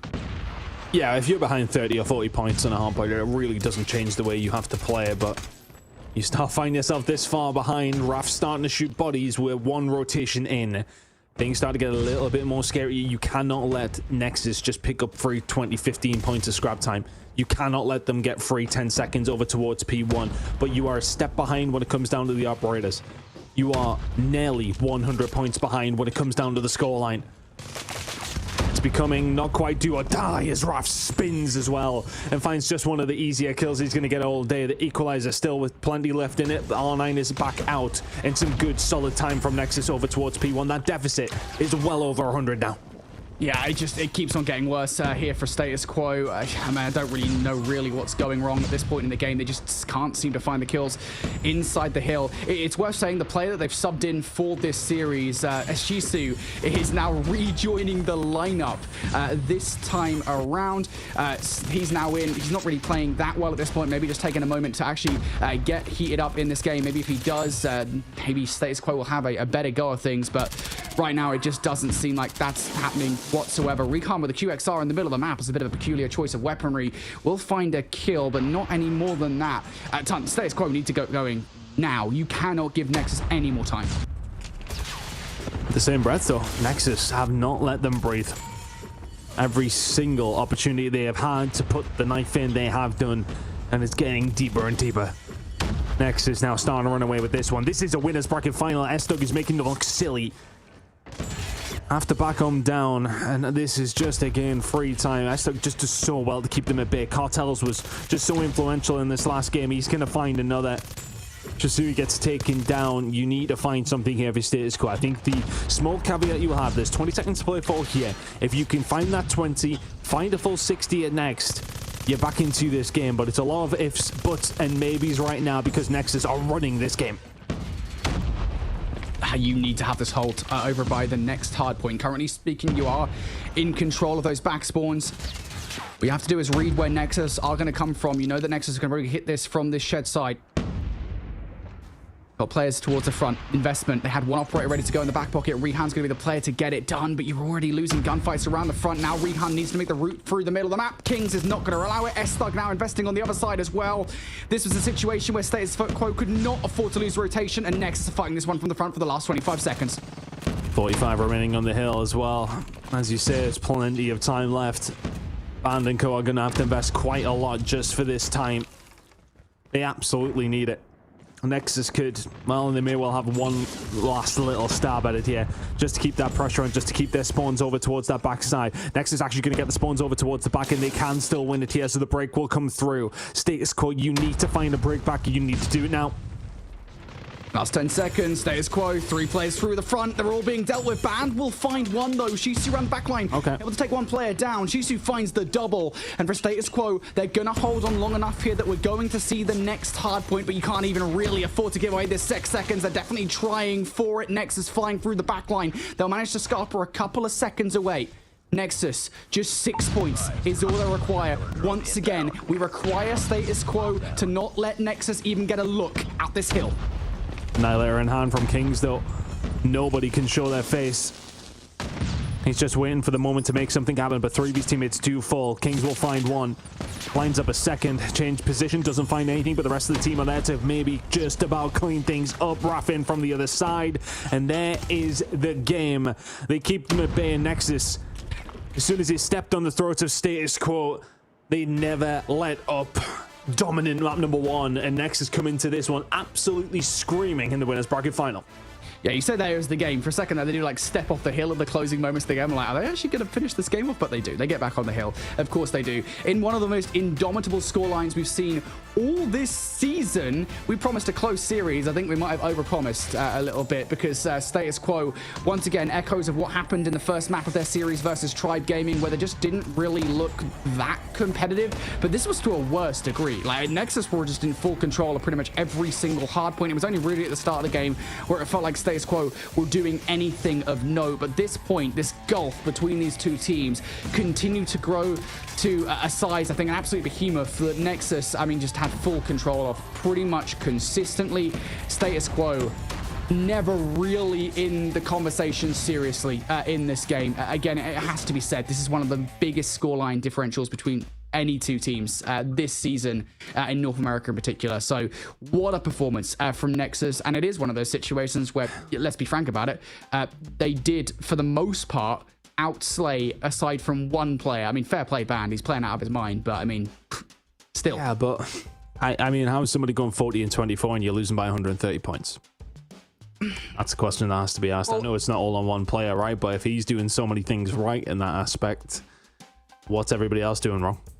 Questions to be raised potentially. I think you look, you can absolutely give Band his flowers, but 40 and 24, you lost by 130 points. See, the thing is for me, right, I think, you know, because you look at it there and he's only got 17 seconds inside the hard point, and granted, right, I mean, there's only so many seconds you can get when you only got, what was it, 119 in the closing moments of the game. But still, I think it suggests that those kills aren't necessarily that useful in and around the hill, right? I mean, we always have this conversation, right, where, you know, a player will have stats that show them to be the best player on the team by far and away, but the team's not doing that well. And you know, why is that? Is it because the rest of the team isn't there for the slaying, or is it because the slaying is being done in areas where it's not actually that useful? And it maybe is one of those cases there where, look, Band did incredibly well, but the kills weren't actually doing that much to contribute to the side. So yep, Band might well get over 40 kills, but it is not enough to stop what is, I mean, let's be clear about it. It was an onslaught from Nexus in map number 1. A hell of a statement to open up this series. And I think as well, though, to maybe just temper their expectations on Status Quo, when we've seen their first series of the day, of course, against Tribe, they, well, didn't quite get smoked that badly, but they did pretty much get comfortably beaten on map number 1 by Tribe, and then went on to win the next 3. So we cannot count them out by any stretch of the imagination. We will be heading into a search and destroy where they will be feeling confident. We're going to be going over towards Express for the first time today. It's still, though, for me, I think this is potentially the weakness of Nexus to a certain degree, I would say, as well, just based off what we've seen in their matchup against Horus. They made to really, really work for it. Whereas Horus was super patient, our Status Quo going to be patient in that sense as well. Well, it's Express, which means probably not, because B exists, and let's just have a 5-man headbutt over towards that site. Not going to happen this round, but it will definitely happen at some stage. Or let's not say Status Quo. Much more comfortable with an A hit off the start of this round. Blair is going to take Kings, the only player that really had anything to say for Nexus on A control out of the round.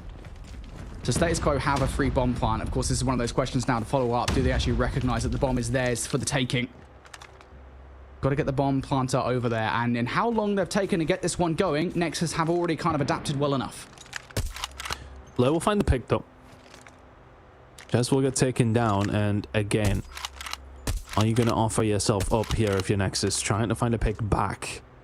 You do have the bodies here to stop this from happening, but that's a good gunfight win from Puertas. It's absolutely one he had to win. Look at this angle from Raf, though. Oh, there you go. Blair gets taken down. That bomb is going down, so it is going to have to be a 4v... will now be a 4 versus 1 retake for Raf to try and pull off. A whole lot of trouble. Yeah, not sure how that didn't kill him. It's not over yet. Ready Yeah, up. the R9's a fickle thing sometimes. It's not nice. Regardless, it is not going to earn Raf a second gunfight in that round. Only the 1 kill is what they will get. Fair play to Status Quo. Defend the objective. Again, made that decision right off the rip to go straight towards A. Bit of a different decision from this round. A lot of pressure from the middle of the map here. We'll back up momentarily. It's a more delayed push towards A, but it is very much the same situation on the defensive look at the very least, because Kings once again is the only player they send on the immediate over towards A, and he is taken out of the play. First blooded twice in a row. Status Quo just really don't like map 1. That's what I'm coming to decipher here, Brody. Big analyst players. Not very good map 1 team. Plenty of time to go here in the search and destroy, though. Rotating back round over towards the B side. Got one player there who is spotting things out. That was banned. He's now dead. The Status Quo were looking like they were going to rotate around, and they are now very much reconsidering. Yeah, whether that reconsideration will actually mess up Status Quo in the situation is my question, right? Because they're thinking about this quite a lot. I will say Nexus aren't exactly doing anything that would endanger Status Quo in this round. I think the only player that could potentially do anything is Raf. Uncharacteristically, the sniper rifle in his hand. And even he, I think, have just got some bad COD timing. Quaidus has just seen him on the escape. Now we'll be going on the hunt for that kill. Status Quo, it's go time. The bomb's going down. Jess finds one back. Status Quo just second guessing themselves. That might be what hurts them in the end. Puertas will find one, though. Surely gets taken down and does. Rayhan will find one on the other side of things. It's now a 2 versus 2, but Blair's going to be the one that maybe makes the move here. He should catch Raf. He will catch Raf. Now all of a sudden, do they actually have a clue as where Cartels is? Yes, they do. How have they pulled that one out of the bag? Status Quo 2 to the good. Yeah, that was a bit of a weird round, I think. Much less certain than round number 1, that's for sure, where status quo They have the bomb. managed to decisively take control of A in round number 1. Round number 2 was a lot more of a 50-50, and they barely scraped by in the round. This round, traditional, straight over towards B we go. Majority of the gunfights initially run by Nexus. That's continuing towards the rest of the round as well. Banned in a 1 versus 3. My drop 40 in game number 1. He is not dropping a 1 versus 3 here in round number 3. Seems as if that kind of gunfight, that kind of flurry at the start seems to suit Nexus, and I'd imagine Status Quo do not try that again. Slow and Methodical seems to have won the race, and they are going to try that again straight through the middle of the alley. Cartels and Co, they're going to be ready for this inside the ticket. Absolutely, they will be. Raf's going to find 1, Raf's going to find 2. This third on the Predators would have been insane. Kings is there to pick it up. 3 versus 2 in favor of Nexus. The numbers and bomb down is not ideal for Status Quo, who is now just Blur, left on his own in a 1 versus 3. And they're going on the hunt for him. It's whether or not Blur's going to get some good timing in this situation. I think Nexus are actually just going to hold back here. There's no way, of course, they know, unless they line up for him, that Blur can take them out all at once. Of course, they're going to recognize they are going up against a sniper rifle. So they're just going to sit in and around the stairwell, wait for Blur to make the move and react accordingly. I don't think they necessarily know that the bomb is going to be down in the middle of the map. This is most definitely an attempt at a reactive play. And Blur is just going to have to check every single crevice on this map. He has no idea where any of these players are. I mean, he's certainly not going to expect this play from Nexus. Surprised me, honestly, that Status Quo tried to go for that again, though. It's almost like the first 2 rounds, they were slow, they were methodical. You know, if those opening picks, then they'd use that information to try and get something going from there. 2 rounds in a row, they've headbutt down the alleyway next to the tracks, and it ain't worked either time. Mind you, not so much Blur does this. It's a great shot on the Kings, but just an impossible situation. And 2-2, just like that in the blink of an eye, Nexus tie this one up. Status Quo's advantage disappears very, very quickly. Defend the objective. Yeah, and so is the train going to slow them down as well? Yeah. This train, man, we had this thing turned off in Black Ops 2 for a reason, guys. Yep. Oh, jeez. All right, well, regardless, yeah, you called it right, mate. Nexus making the best of a situation where Status Quo just double up on B, where the success had previously been at A. I think they now realize that themselves. It seems like it's going to be an A push, but, I mean, again, calling things are not right today, mate. It feels like things have slowed down significantly for Status Quo. Off the back of that train, it's given cause for Nexus to push players further up in towards A. Raf has a lot to do, though. Yeah, with the way that the train's coming in, it does affect the attacker down a little bit more. Slows them down. Hasn't stopped them getting there, though. Players on their way around. I think first blood's going to be super important here. But as he's shown himself, and there's somebody going to start to make the move, it's Jez who finds it from the other side, and now Raf's going to start moving forward as well, and he's just so accurate with it. Rehan, tail between his legs, gets taken down, and that first blood may well be effective now. A 5 versus 3 in favor of Nexus. Blur doesn't hit the shot either, gets backed on down. Shisui already dead. 4 versus 1 now for Blur to try and pull off. He is picked out of mid-air, and Nexus 3 rounds in a row. Well, Brody, we promised them a good game here, and Nexus are bringing this one back very, very quickly. It's a close search and destroy, but if it keeps going this way, this one might be over sooner rather than later. Yeah, great adaptation coming out from Nexus there. Something different in that round. Raf pushed up towards A. Now this one, Status Quo, deciding straight back towards B they go. Raf is the biggest problem, though. Over the top, he's able to find one elsewhere. Blur and Puedas will find kills, but Raf looking for more value. R9 not as accurate as he would like. Now 2 versus 3 for the last remaining Nexus players. They are finding the value, though. Somehow Cartels is able to swing from player to player, making it look so easy. And while Status Quo may have started off the search and destroy favorably, the last 4 rounds have been anything but. Defend the objective. Absolutely insane from Cartels again. Might be my favorite POV at the minute, to be honest with you. Ridiculous. Ban now going to push forward, and Nexus now onto the attacking side, and they can dictate what they want to do. And what they want to do is just go head to head over towards this B side. It's a great shot from Ban. Nelly found the second as well. The bomb is already down in a 4v4. Can Status Quo retake? got the numbers to get it done. They have to hit at the same time, though, and I think there's just a little bit of timing miscommunication there. Status Quo still an opportunity, though. She's going to double up, and what was a 2 versus 4 is now down to a 2 versus 2, even in the odds of Shisu. Jez, though, trades things out with the repositioning through the middle of the map. Raph knows where Puedas is, and, well, I mean, he makes the sniper rifle look like an R9, to be honest. It's a clean round coming through from Nexus. Clean as you could possibly want. Defend the objectives. The enemy has the bomb. They are cruising in this series now, 2 rounds away. Status quo 5-2. Oh my goodness me, Jez. We only got to see the back end of it, but Blur gets wiped away. I was about to say status quo 5-2 down on Tunisia Search and Destroy up against Tribe, and they brought it back. This feels like a taller order. This feels like a step too far. It's once again that same situation, though, for Nexus, right? They know what they've got to their advantage here. Kings gets first blooded, though. Big pick coming out from Puedas. The bomb might well be down, but Status Quo have something to work with elsewhere. Shisu decides to go a little bit early. Raf's going to punish him for it. Puedas in the middle of the map. If you can take player out of the middle of the train, it's big. There's a lot of 1 versus 1s going across the map here. Puedas is one of them. Recount another one. It's Nexus winning them for the vast majority of the gunfights. Just down a band. Yet another 1 versus X situation denied. And Status Quo just do not have an answer for Nexus.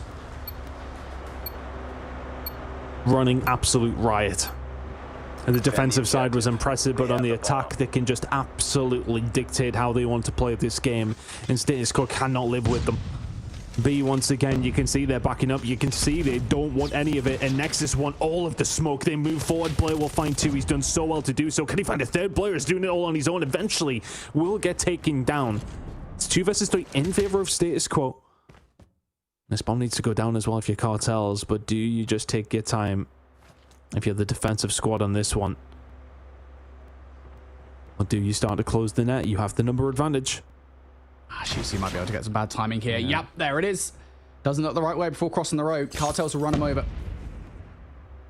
Now there's 2 versus 3. Manageable. 2 versus 2. Band already down to 50% HP. Cartels is chasing this fight. You've got to be careful if you're Cartels. With the bomb, Band is going to get the hell out of dodge. He manages to escape, slipping through the fingers. And now there it is. Trading out from Band. Puedas almost goes down to Kings here, but again, Kings taking those shots and Puedas getting away is crucial. It means now that Puedas and Band can just play around this one. You know where Kings is, and you're going to be able to overwhelm him. Status Quo, not done yet.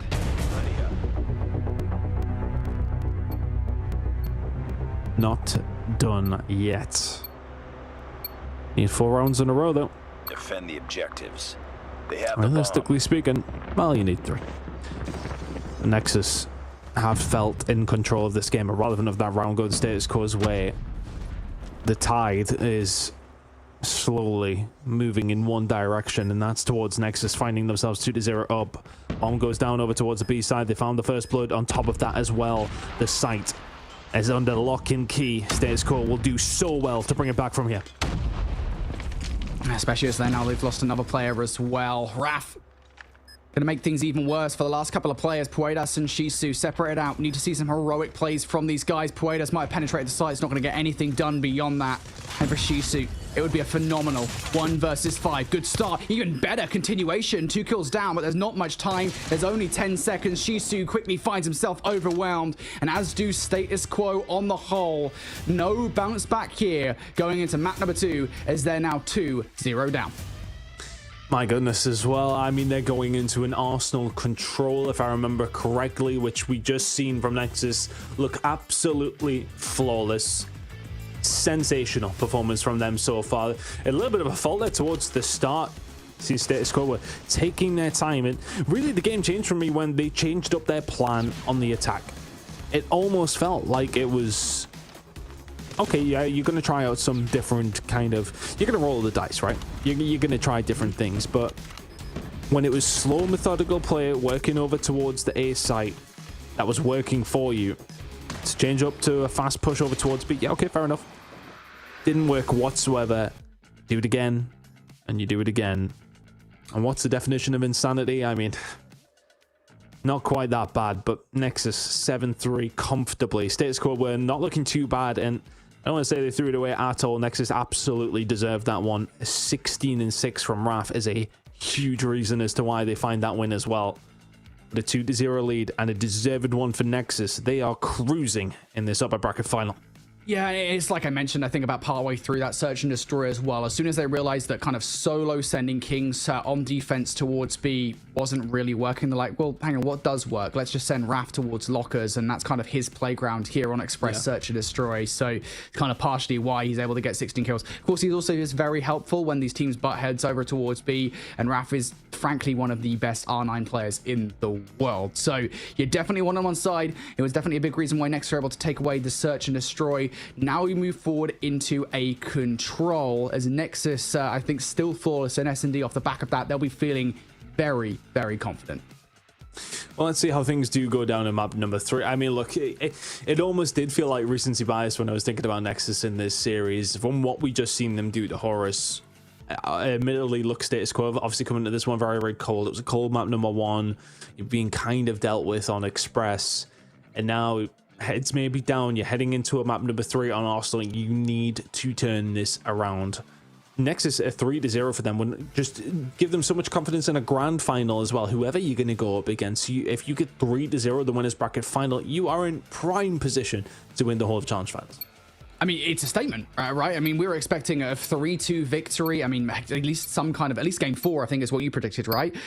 Not this. Nexus completely dominated this series thus far, and they are just one map away from booking a place in the grand finals. Can they get it done? Status quo now looking for a reverse sweep, and given how formidable they looked versus Tribe earlier on, I believe they're capable of it, but it has to start now, and this is a pretty good start. Pushing their way through, trying to get something going. Stuck trying to get there as well. Can't find that second kill, and this is an important one that is going to be won by Raph once again. Pushing over towards A, starting to come to fruition now for status quo. And they find a way back through. The pre-nade from Raph is what kills Puertes, and all of a sudden status quo are going to struggle to get themselves back into that small choke point with Raph on the other side of it. Slowly but surely. Now Nexus getting this capture through, and status quo will be asking how much do we want to invest into this one. Second tick already gone. I think the point is chalk. Status quo now starting to focus on a potential spawn trap. Trade's now going down, so now the 1 versus 1. A big kill for Kings to make. Hits the reload at the wrong time, though doesn't quite recognize where Shisu is gone. And now Shisu, an opportunity for a potential spawn trap. No, is going to get shut down. And to make matters worse as well, Nexus is starting this transition from point to point. Status quo maybe smell blood in the water when they've seen a couple of players who they had pushing up the map, and all of a sudden they go for the gunfights. They don't win them. Not a single one of them won it. And now your backs are immediately against the wall. Raph's pushing up to maybe get something going on a spawn trap of his own. Jez will find a couple. Paredes and Cole will eventually find an answer back, but Nexus have done quite a bit of damage here, Brody. 16v11 in the lives count. Yeah, and I think as well, it affords Nexus quite a lot of time, right? They don't have to hit this one through the front if they don't want to. I think that's kind of what they're most certainly going to do. They've got opportunities, they've got time to take other routes on the map. Finally, Jez will find a response here. A couple of kills for status quo. Doesn't last all that long. It's a 3-for-1 trade towards the point. Recon trades things out for not just one, but a couple of kills. Status quo, they hold for the moment. I think Nexus will just have to slow things down here. They have no choice. Consoles will find one before it gets taken down. It feels like Nexus maybe got themselves a little bit overconfident, pushing forward. Now make it a 10 versus 5, and now this is very, very doable from this position. One more kill, no more respawns, and they're just going to start squeezing. You said they're going to have time, and Blair's going to invest here. That's a war machine. It feels like a desperate play. And is it going to be because Jez is behind them? He's found one. He's found Blair as well. It's a 7 versus 3. The investment, is it going to matter for anything now? 3 people to try and hold this down. 2 people to try and hold this down. And for Band and Rehan, this is just such an impossible task. Yeah, now most certainly for Rehan, this one it is done and dusted. He's trying desperately to hold him towards a point, but Nexus overwhelmed on offense nonetheless, and they did it without a spawn trap. Really well played, I just think, from Nexus. They win those opening engagements over by A, and it's just a very quick, I think, transition over towards B as well. Status quo never really able to get any sort of map control, especially in terms of getting those guys away from their spawn. But still, great start from Nexus. Exactly what you wanted. You come into this round with a hell of a lot of operators ready to go. You're already starting to see a couple coming out from Cartels. The Claw as well, also there from Band. What can you get with it? Cartels will find one finally with the War Machine, but it's 3 kills coming through from Blur. Posthumous kill from Cartels as well, who finally gets cut down by Puedas. Is that enough of an investment from Nexus off the start to keep them in the point? King's trying to find the kill versus Shisu, will not be able to. Oh, here we go. A bit of a push over towards B. Rehan with some really good shots. Honestly, I think for the side of Status Quo, that's as good of a start as you possibly could have wanted. Some investment coming through from Nexus, although not a whole lot. And you answer back very, very easily without anything really of your own. You would have liked to probably have the War Machine. It would have made that look a little bit cleaner, but hit is already captured. And it's a fantastic start for Status Quo on this attacking side. Have a slight life advantage, but you cannot let things slip when Cartels is sneaking around your spawn. You've got to be looking out for him. He's going to start finesse, and he can find 2 before he eventually does go down. One player has potentially slipped the net here as well. Band is now pushed up. Raf could do a finding him. 2 big kills coming in from Band. And this is going to turn the attention of Nexus, again giving Status Quo yet another in towards B if they want it. Look at the positioning from Status Quo as well. They're not doing this one through the front. They're going to basically fork it around the flank here. Nexus have set themselves up for an inevitable spawn trap. And Status Quo taking the most unconventional of routes. Yep, Kings is never going to expect Puedas in that position. And now this is going to make Nexus double guess what on earth is happening here across the entirety of the map. Elsewhere, Band able to take down Raf. Rehan with the investment of the Annihilator. All of the kills are going Status Quo's way. And here comes that pit in behind. Oh, I mean, it's just so difficult to deal with. Status Quo played this absolutely wonderfully. One player coming back in from the flank. That is going to be Estog. He's going to find one. Jazz will find another. Nobody's really on the spawn trap here for the side of Status Quo. It's a big win coming through from player. Jazz will find one back, so a little bit of stability, but a 15 versus 8 with a minute to go. Kings are going to invest the Annihilator here, so Nexus are committing for this round. This one's not done. They've cleared out their spawn. 14v8. Status Quo still do have time to try and articulate a push from a couple of different angles. It doesn't have to be just a headbutt down the B street. So the time is there. The lives have dwindled, though. And dwindling further. It's only a 9 versus 8 right now. 30 seconds on the clock. You've just got to rely on one kind of play. King Such a hard gunfight. All of these guys. Yep, finally going to get taken off. Look at player number 5 down on the other side. Status Quo have a hero of their own. Rehan in behind enemy lines. What can he get done? On the other side, Estug will produce 2. Rehan is going to find 1, but Estug finding those 3 kills. And now Raf bringing the hammer down on the players on the spawn. I think really it's not going to matter what Rehan is able to do. It's all down to Band in this situation. 1 versus 4 will not even be able to find the first kill. Nexus now 2-0 up in this series, 2-0 up in this control, just 1 control round away. And it's just wonderful play by the side of Nexus. I think it was in the end Estug who found the push around, found a little bit of room, and just knows when to pull the trigger on the equalizer coming on through. They are 1 round away now. Bandico need to find something in this round of control, and it's a good start for them. Couple of kills going to fall their way. Not just a couple, make it 4. And all of a sudden, you have to be careful not to get forced into your spawn here. If you are Nexus, Status Quo popping everything. They want to force this round. Status Quo, this is a big investment coming out from them. You know how important getting map control early on in these rounds are. Just burning a lot of time off the clock and getting map control as well. Nexus are really feeling the heat at the moment here in this round. Status Quo not giving them a lot of options. Nice push coming through from Rehan as well. Status Quo not only in control of the map, but they're also really starting to think about, hey, what can we do to try and get those spawn traps working? But Raf will start to put a puncture in the defense here with that first kill. Esfok going to follow up another one as well. Nexus are starting to do some damage here to this spawn trap. They've got options as to how to play out this round. The push towards B may well just be the distraction that opens up the door towards A. This is a big gunfight. He doesn't need to take it because Jazz has found the flank, so A wide open, B being worked on. Estug has found 2 all on his own down that side. Attracts the attention, and now the pressure can come through over towards A. It's just absolutely clinical from Nexus now. If they can continue to work like this, A pressure is there. There's one player who's potentially on the flank here. If Pradas doesn't find a kill right now, he needed to find it. He absolutely did, and does so. A push still there though. Nexus still keeping this pressure on, but some of that pressure has been just about eased. I think A is about to go regardless of what happens here. Status Quo know it as well. So Nexus already want to go for by B. 80 seconds or so on the clock here to make this work. Status quo. Trying to come in from behind of these Nexus players. Catch them off guard on the transition over towards the point. Puedas ready for the push from behind enemy lines. He's going to only find one, but elsewhere, Nexus are finding value here, Ton. They've removed Status Quo from that potential spawn trap that they wanted to put together. Puedas was on the hunt for cartels there. A big fight to take in your favor. Status Quo still currently down in the lives by 1. Keep an eye on player number 4 on your minimap as Nexus now really looking to get that player to do something, especially as Ban find those kills. Yeah, Jez is only useful if his teammates find some kills, though. And they haven't been able to do that for quite some time. And now all of a sudden they're going to be forced back into their spawn. 12 versus 9. This is doable for Status Quo.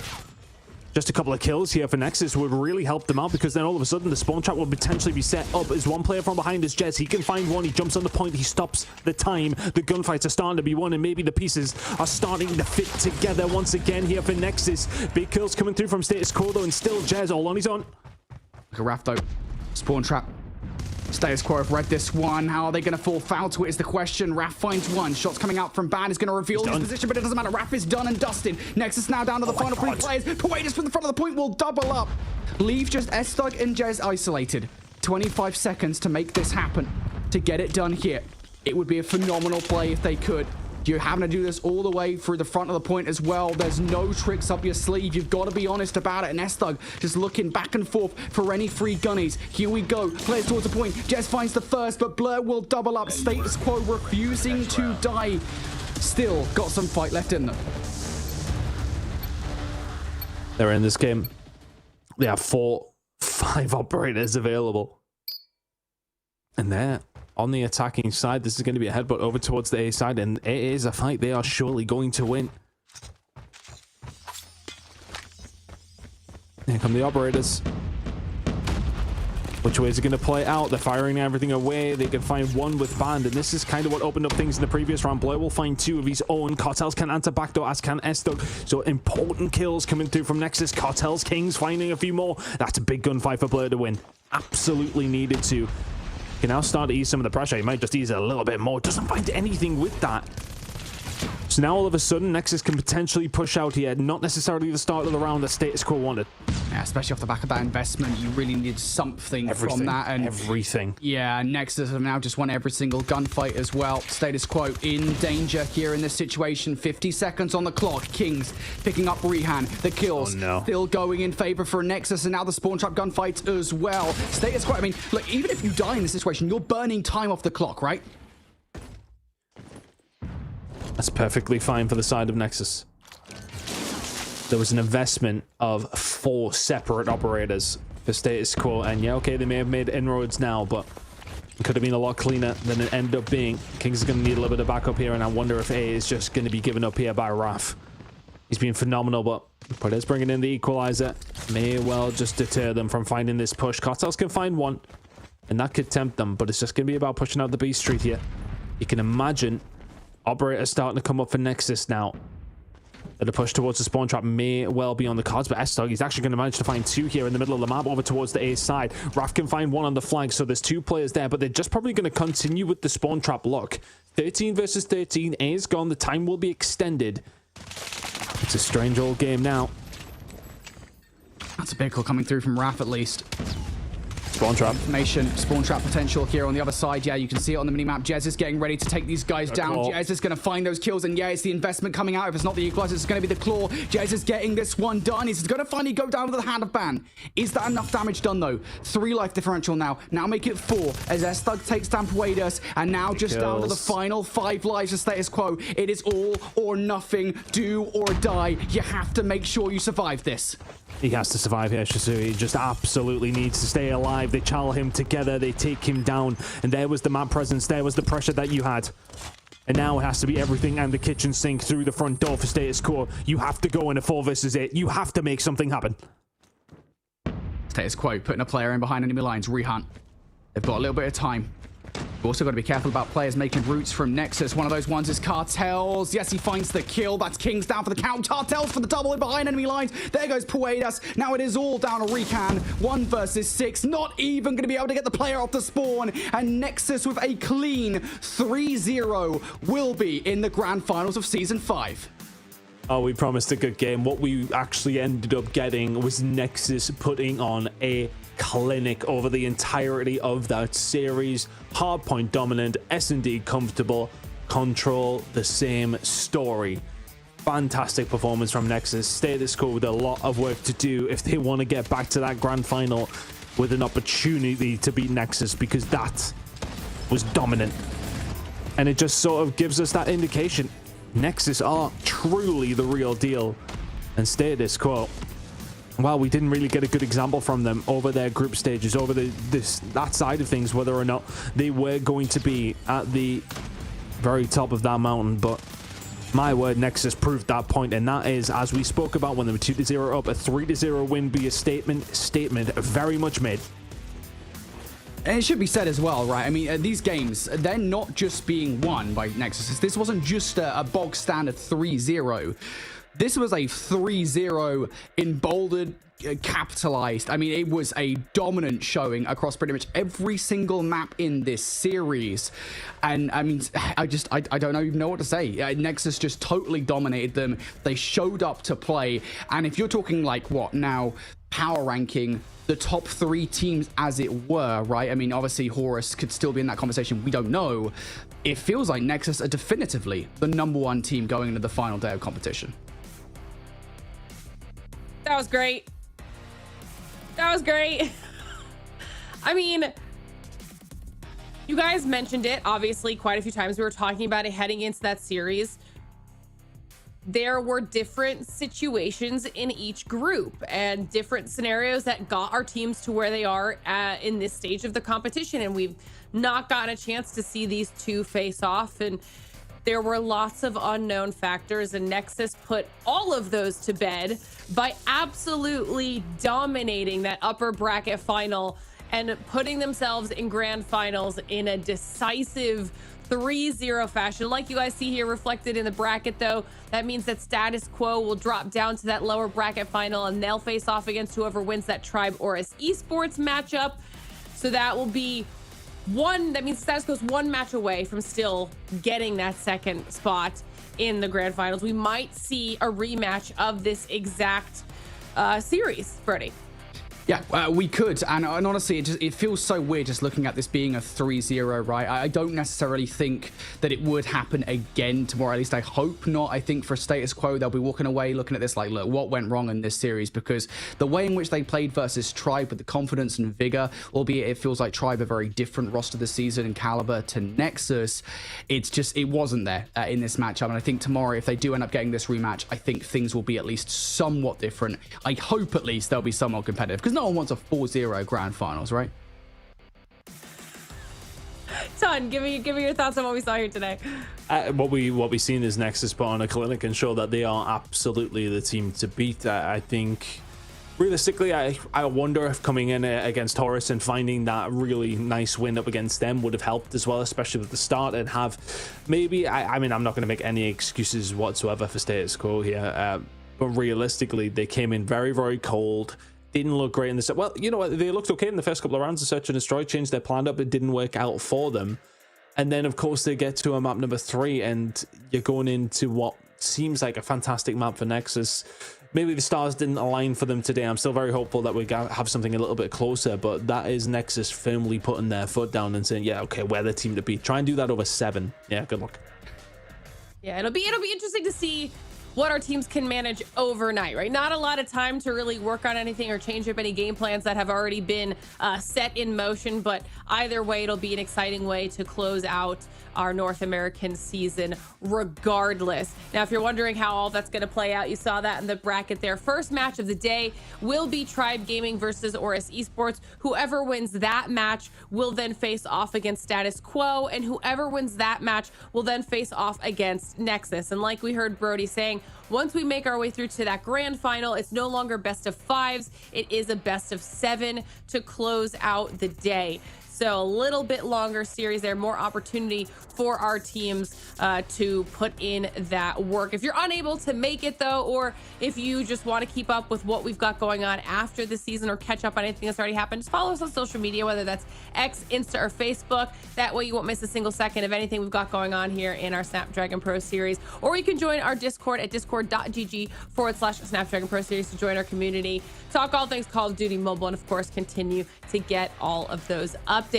But that means that Nexus are the first team to claim their spot in our grand finals after our day one matches are all said and done. And now they'll just be waiting to see who they face off against for the title of the best in the region. Like you saw, the rest of our teams will fight again tomorrow to make their way back through that lower bracket to try to be the last one standing to face off in the end. So make sure you tune back in tomorrow at the exact same time to see how it all plays out. As always, a huge thank you to Snapdragon Elite Gaming, Samsung Galaxy, Monster Energy, DHL, and the U.S. Air Force for helping us make this whole thing possible. And thank you to all of you at home for watching. We'll see you tomorrow.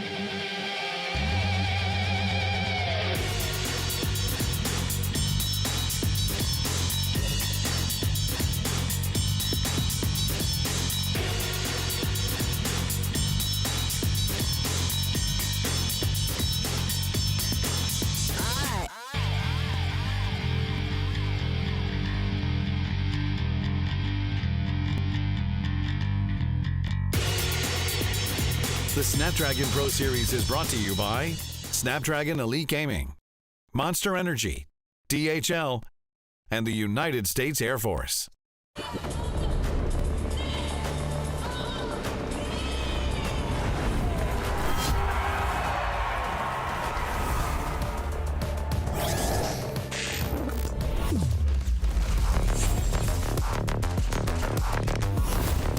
Looks like the players are ready. Here